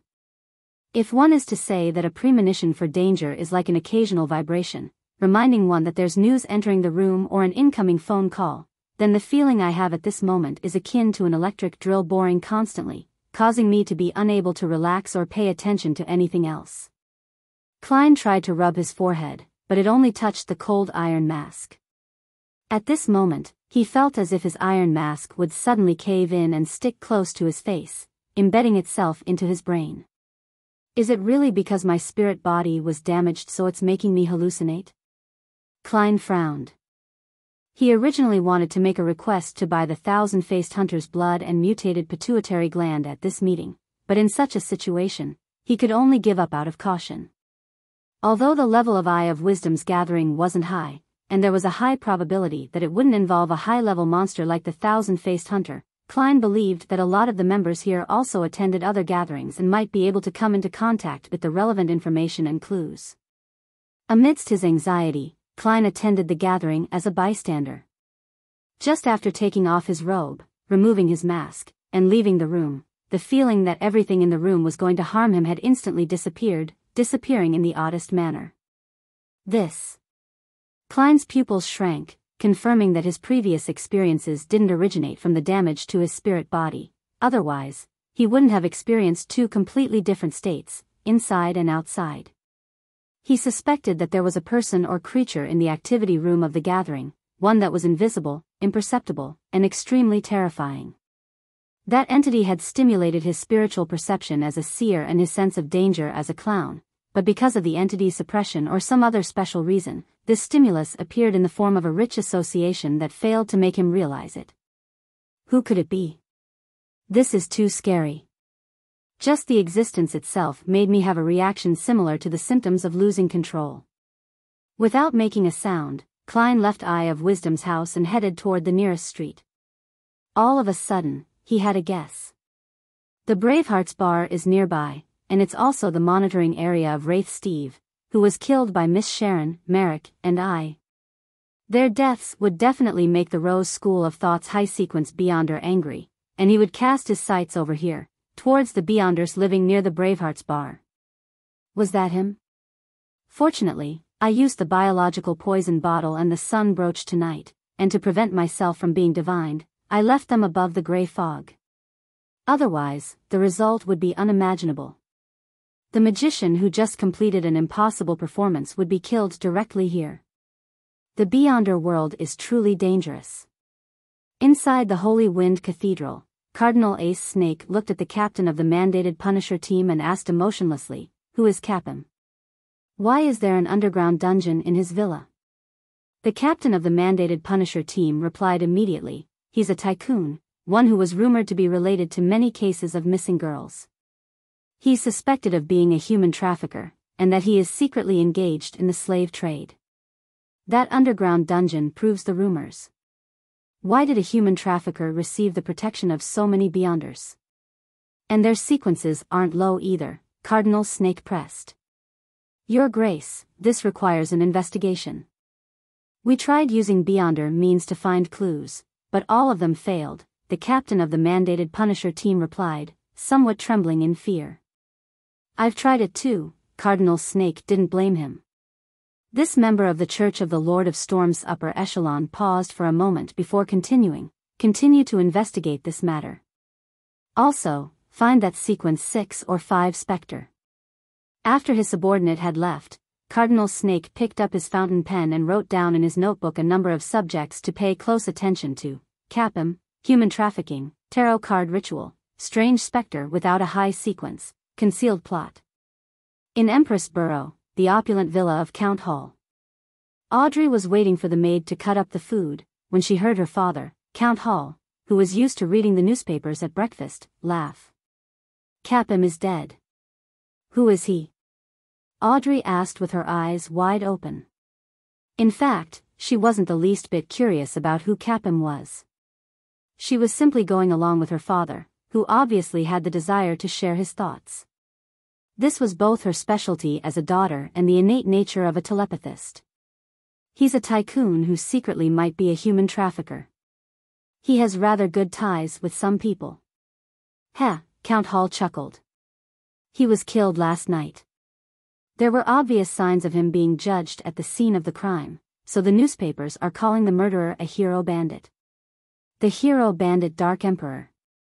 Oh, they named him after the code name of the rulers of the ancient Solomon Empire. Hero bandit? Hero bandit Dark Emperor? Dark Emperor. Audrey immediately thought of the card of blasphemy belonging to Mr. Fool. This was the item of the highest level she had come into contact with so far. She suddenly became interested in the Capim murder. It sounds interesting. Although it's illegal, I still want to say that the hero bandit did beautifully. "Oh, Dad, how did it go?" The police and relevant departments of the church didn't divulge any exact details. "I haven't met them either, but this is what's said on the papers." The hero bandit was dressed in black armor and a black crown. He had a cape of the same color behind him. After he entered Capim's villa, not only did he steal all the valuables in the safe, but he even stole the lives of Capim and his evil henchmen, rescuing girls who were locked up in the underground dungeon. He scattered tarot cards on Capim's body, and the most prominent of all were the two cards that covered his face. One of them was Judgment and the other was the Emperor. Count Hall held the newspaper as he described it with a smile. Tarot cards, Judgment card and the Emperor card. Audrey's eyes suddenly lit up. Chapter 383. Returning home, Audrey could almost be certain that it had been done by Mr. Fool's adorer when she heard the description of the familiar scene. She suddenly felt a strong sense of immersion, participation, and pride. That was a human trafficker whose hands were stained with blood and evil. The Judgment card is the retribution enacted against him in the name of justice. Was the verdict hanging, beheading, or burning at the stake? The Emperor should be a symbol of his identity. Was this the adorer who sneaked into the Royal Museum and stole the Dark Emperor card? Audrey let her imagination run wild for a moment. She had intended to press for more information and finer details, but from the look on her father's face, the tone of his voice, and the color of his emotions, she could tell that he still didn't know what was going on. Therefore, she could only suppress her curiosity and planned on asking her good friend, Kance Learson, from MI9. Although directly asking Kance about it would suit my image in this aspect, that would still be rather abrupt. It would also conflict with my identity as a noble. I'll get Annie to prepare a few invitations for an afternoon tea party, sending them separately to Glaint, Kance, Murray, Christine, Jane, and the others. Most of them are interested in mysticism, so they would feel interested in someone known as the hero bandit Dark Emperor. Under my guidance, they can help me ask a lot of questions that wouldn't be convenient for me to ask. It's decided. Audrey retracted her attention and nibbled at her breakfast. She believed that Mr. Fool's adorers wouldn't have dealt with Capim purely for the sake of punishing evil since it wasn't in line with his identity and status. Of course, if Audrey was still the same Audrey who had just joined the Tarot Club a few months ago, then she definitely would have been willing to accept such an explanation. Otherwise, she wouldn't have chosen the Justice card as her symbol. After experiencing so many gatherings and so many matters, she felt that she had matured a lot and was no longer as innocent. She believed that there had to be more important and essential factors behind this matter, such as an evil god or secret organization which Capim was involved in. I hope Kance can provide some useful information, Audrey thought with anticipation. 15 Minsk Street. Klein was eating white bread with jam and flipping through today's newspapers. What? A safe? As he read, he almost choked on his own saliva. It wasn't me. I didn't. Don't spout nonsense. In his mind, Klein immediately rejected the description of his theft of everything in the safe thrice. The situation had been pressing, and in order to gain clues, all he did was burrow into the safe to see if there were any important documents or evidence despite having found the safe. He didn't take anything, and he quickly left the safe and went to another room. Of course, Klein, in his spirit-body state, had also suffered some damage from the gas explosion, and the total weight of the items he could carry had been greatly reduced. There were only gold bars, jewelry, land deeds, house deeds, antiques, and other items in the safe, which were either not convenient for him to take, or there was no way he could launder them. Perhaps he has a place reserved especially for cash, but unfortunately, I didn't find it, nor did I have the time to look for it. Klein muttered silently to himself, confirming that it was the subsequent investigators who had divided up all the contents in the safe. He looked at the newspaper, took a sip of Side black tea, and slowly exhaled. He smiled inwardly. Hero Bandit Dark Emperor. I like that name. After breakfast, Klein put on his thick double-breasted frock coat and half-top hat, and he held a solid black cane. Opening the door, he left Minsk Street for Broken Axe Lane on the boundary of the East Borough. That was where Daisy had disappeared.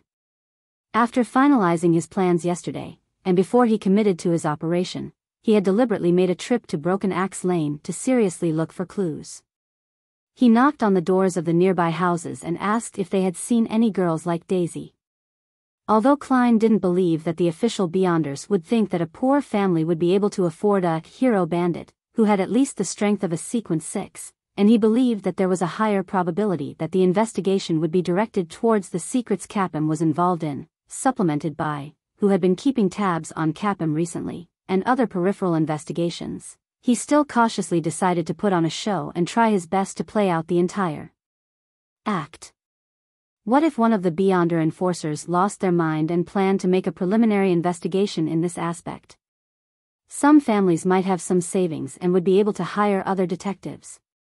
The chances of being suspected as a kind-hearted person like me who just took on the case yesterday are extremely low. As long as I'm not suspected, they wouldn't compare my performance from the previous Lenivas case. Besides, the Nighthawks were the ones who took action previously and were assisted by the military's special department. Capim's case happened in Sherwood Borough, so the ones taking on the case would likely be the mandated punishers. The communication between the two groups wouldn't be that smooth. Katie and Parker belong to the Arbiter pathway. I wonder if the military will intervene. As a former Nighthawk, Klein had a sufficient understanding of the modus operandi of the various official organizations, their work styles, and their investigation habits. Simply put, I have excellent anti-detective abilities. Klein gave a self-deprecating laugh as he boarded a carriage. He was going to continue his investigation into Daisy's disappearance. After all, he was an ordinary private detective who hadn't been able to confirm that Daisy's disappearance had anything to do with Capim. At 9 o'clock in the morning, Daisy returned to the shabby rented apartment under the escort of the police officer in charge of the neighborhood. Along with a few pitiful girls like her, she had been settled into the various cathedrals in Sherwood Borough last night and had been questioned accordingly.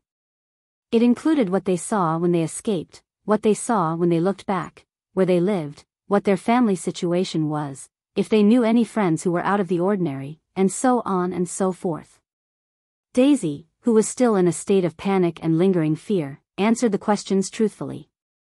After that, no one came to her again.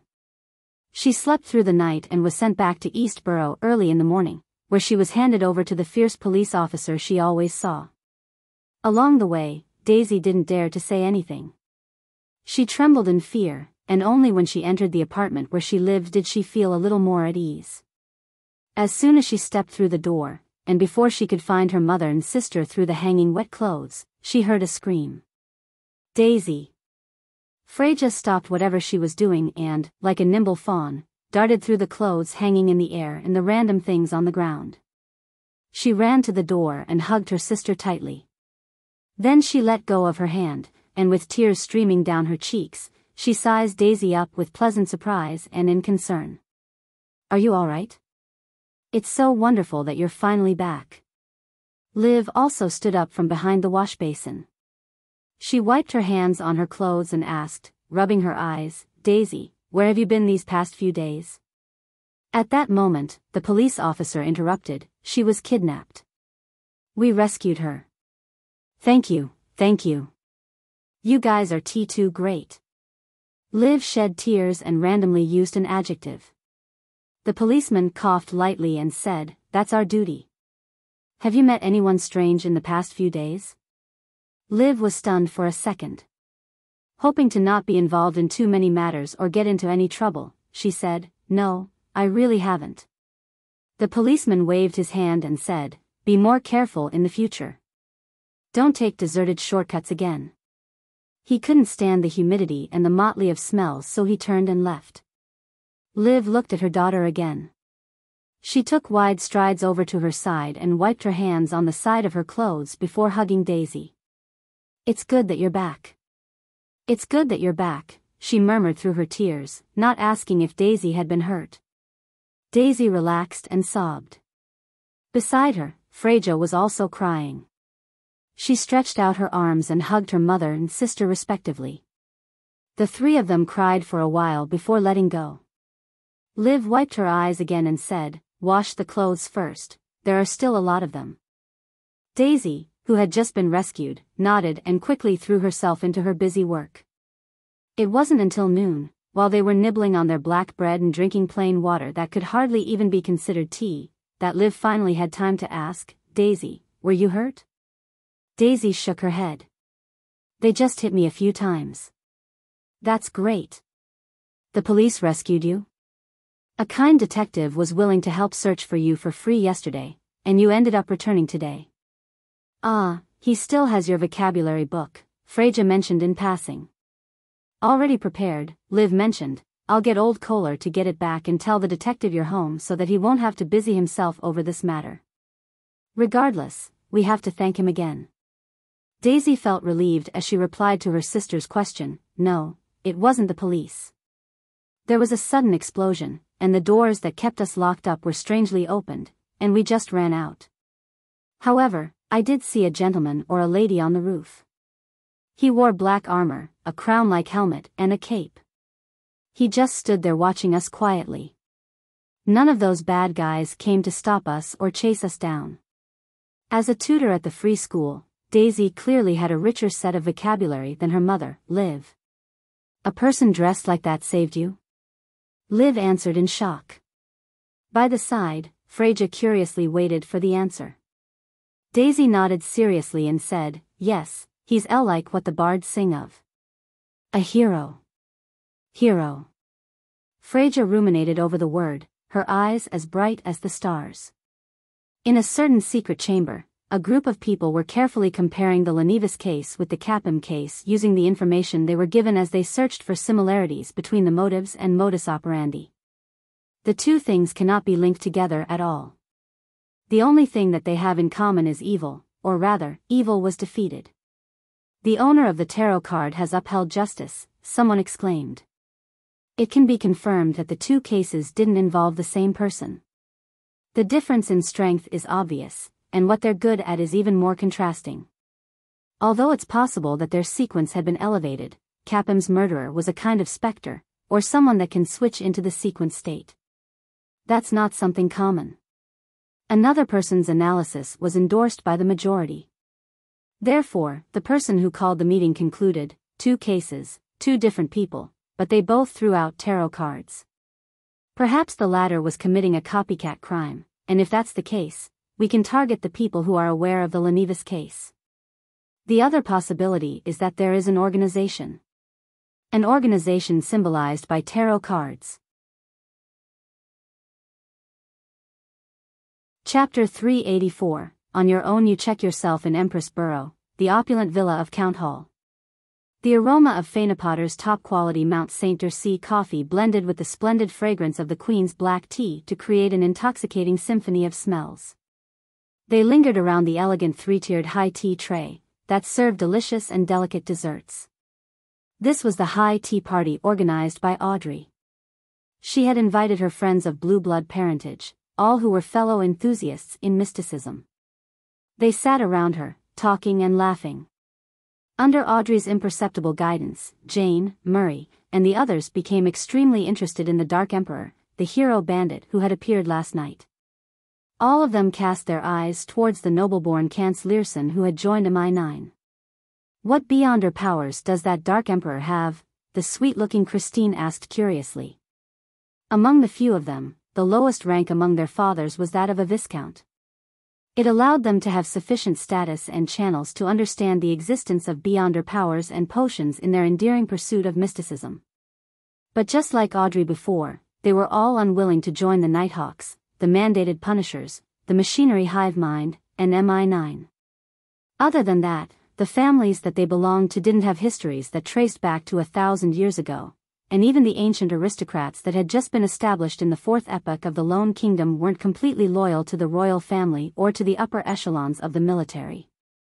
They weren't bestowed with any formulas, and even if they had beyonder ingredients, it was unlikely that they could recognize them. They wouldn't even know how to use them even if they did recognize them. This limited the possibility of Murray, Christine, and the others in becoming beyonders. They could only look forward to it, but it was difficult for them to take that crucial step. As for whether or not their elders had collected the potion formulas and nurtured beyonders for their families, that was beyond their purview. After all, this wasn't allowed. If the king were to find out, they could use this as a reason to strip them of their noble titles. Of course, there were already 2 traitors in the living room, Audrey, who had advanced to Sequence 8 telepathist, and Viscount Glaint, who had gathered one portion of beyonder ingredients. It wouldn't be long before he became an apothecary. The tall, thin, young gentleman, Kance, took a sip of his coffee and said, "I won't give you a direct answer. I'll just tell you some facts." Other than traces of a gas explosion in the dining room where the battle happened, various means were used to detect poison, substitutes, Spectre's shriek, bullets condensed with holy powers, and other elements. By the way, that Dark Emperor, no, hero bandit was in a Spectre state. It doesn't look like the person who had killed Rear Admiral Hurricane Kalangos, nor does it look like the person who had dealt with Lenivis in the sewers. Is the person involved in Capim's case Mr. Fool's third adorer who stole the Dark Emperor's card? There are at least 3 adorers in Backlund alone. How many adorers does he have in total? Audrey's heart skipped a beat as she deliberately asked, was there an intense beyonder battle? Murray, under her lead, asked one step further, there were beyonders at Capim's place? Relatively powerful beyonders? And there was more than one? He's just a trafficker, Viscount Glaint unconsciously expressed his doubt. Audrey maintained her faint smile and curious gaze, patiently waiting for Kance's reply. Kance laughed and said, Murray's guess is correct. I can only say this much. Do you want me to be locked up by Captain? Capim's place had more than one relatively powerful beyonder. Indeed, he's not an ordinary human trafficker. He might be involved in many matters regarding mysticism. Human trafficker. Could he be involved in some cult sacrificial rite? Mr. Fool's adorer attacked because of this? It was roughly the same with Lenivis. It involved a cult and sacrifices, as well as the descent of the true creator. I wonder which cult and evil god is behind Capim. Mr. Fool's goal seems to have always been targeting these evil gods. Is it really strife between the gods? Who knows how many grand schemes of those evil gods he has foiled? Audrey made many connections as her heart surged with emotions. Our tarot club's enemies are the evil gods. The rest aren't qualified. Does Mr. Fool wish to get the title of the nemesis of evil gods? Audrey pursed her lips and chuckled softly in her heart. Then, she suppressed her emotions and secretly made a confession. Audrey, how can you do this? How can you use Mr. Fool as a joke? At noon, when Klein returned to Minsk Street, he found, as he had expected, a letter from old Kohler who had paid a carriage driver to deliver to his mailbox. This was their agreed-upon contact method during an emergency. Of course, according to Klein's prediction, old Kohler, who didn't know many words, could only use simple symbols to tell him where and when they would meet. To his surprise, it was actually written in neat writing when he opened the letter. With a quick glance, Klein confirmed that it was identical to the handwriting in Daisy's vocabulary book. Looks like this girl was the one who helped old Kohler write it. This piece of paper doesn't seem to be exposed to moisture. Perhaps old Kohler had bought some in the event he needs to contact me urgently. Klein opened the door to the living room and read the letter. Only taking off his hat and cane, he leaned his cane against the wall. He didn't take off his coat because the fireplace in the room wasn't lit yet, and the early November cold was silently seeping into his bones. The letter was simple. After all, Daisy didn't know many words either. She thanked the detective for his kindness and good intentions before telling him that she safely returned home, and she finally said, in a tactful way, that she hoped he would bring her vocabulary book with him the next time he came to Eastborough. What a polite girl. Klein chuckled. He snapped his fingers and burned the letter, leaving no clues behind. He decided to return to Eastborough the next day and return the book to Daisy, as well as reimburse old Kohler for the cost of the letter delivery letters, paper, and fountain pens. With this in mind, he couldn't help but sigh and chortle. Captain, now it's my turn to approve the expense claims of others. Without wasting any time, he went out again and went straight to the Quelag Club, where Dr. Aaron was seen more often during Friday afternoons. Klein wanted to ask about Wuxia, the child who had played with tarot cards. After entering the Quelag Club in Hillston Borough, Klein said to the red-vested attendant, "A cup of marquee black tea and a serving of dessert. Send it to the corner seat of the main hall." Dr. Aaron, reporter Mike, and the others are sitting there. Klein had already spotted the relatively cold and famous surgeon, Aaron Series, who was wearing gold-rimmed glasses, as well as reporter Mike Joseph from the Daily Observer, who he had worked with twice and had a pair of charming blue eyes. He also saw the aristocratic equestrian teacher, Talem Dumont, whose frequency of appearing at the club was only second to his. "Oh, our great detective is here, and we happen to be talking about you." Talem stood up with a smile.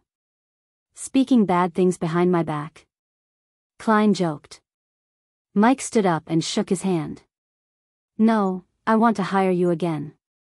"What's the matter this time?" Klein bowed at Dr. Aaron and sat down at their table. Mike chuckled and said, "I'm sure you've read the papers. Capim has been killed off by the hero Bandit Dark Emperor, and his crimes have been exposed. What a joyous event. And as a reporter, I need to have an acumen for the news. I plan to get a list of names of the girls who were rescued in Eastborough from the police department to interview them. Then, I'll paint Capim's most cruel, most evil, and most unforgivable side to the readers of the newspaper. Of course, the victims must remain anonymous." He paused for a moment and suppressed his voice. "I also have a hidden objective, or should I say, I wish to use the interview to know if these girls or their family know any relatively special friends. Who knows, that might be hero Bandit Dark Emperor. You found the right person." The corners of Klein's mouth almost twitched. He smiled at Mike and said, "We've already worked together on Eastborough's matters. We have sufficient familiarity and trust, so I have no reason to decline. I hope for a pleasant partnership." Mike stretched out his hand. "We'll start tomorrow or the day after tomorrow, and we'll be paid the same as last time for a total of £10. At that moment, Dr. Aaron, who had been listening by the side, said, "Sherlock, I want to hire you as well. This evening, or after dinner. It looks like my business is improving recently." Klein asked, amused, "Will it conflict with Mike's request?" "No." Aaron shook his head. "My luck recently has been pretty good. This makes me suspect that my bout of bad luck was because of that child's inverted wheel of fortune card and the words he said. I'm very troubled and puzzled in this regard. I swear to God that I was very nice to him, and I treated him with the best of intentions. Why would he treat me that way? I wish to visit him at his place and confirm that he didn't do it on purpose. However, I'm ultimately afraid that something similar would happen again or some accident might occur. Therefore, I wish to hire you to protect me. Just for tonight. It won't conflict with Mike's request. How about it? That's what I wanted to do. After challenging the impossible and doing good deeds, my moral standing has become pretty good. Am I really going to become the king of yellow and black who wields good luck? Klein was pleasantly surprised as he said with a reserved smile, no problem, we can talk about the remuneration. City of Silver. Derek Berg once again examined the translucent worm with 12 circles, the remains of Amon's avatar. He had originally wanted to ask Mr. Fool what this was exactly, but considering how he had already troubled this godlike figure once, he couldn't bring himself to ask as he abandoned this plan. Now, he planned on showing it at the next tarot gathering and ask Mr. Hanged Man, Miss Justice, and the rest. After hiding the worm, Derek suddenly thought of something. It was about time for the team that had gone with Shepherd Elder Lovia to explore the half-destroyed temple of the fallen creator, to return. It wasn't too far from the City of Silver, and it was in a direction that they hadn't set foot in before. He decided to take a look. There were quite a few people he knew among the expedition team. You're tuning into the Biyao's Wuxia Chronicles YouTube channel. Don't forget to subscribe and join us on this journey to catch the most captivating stories.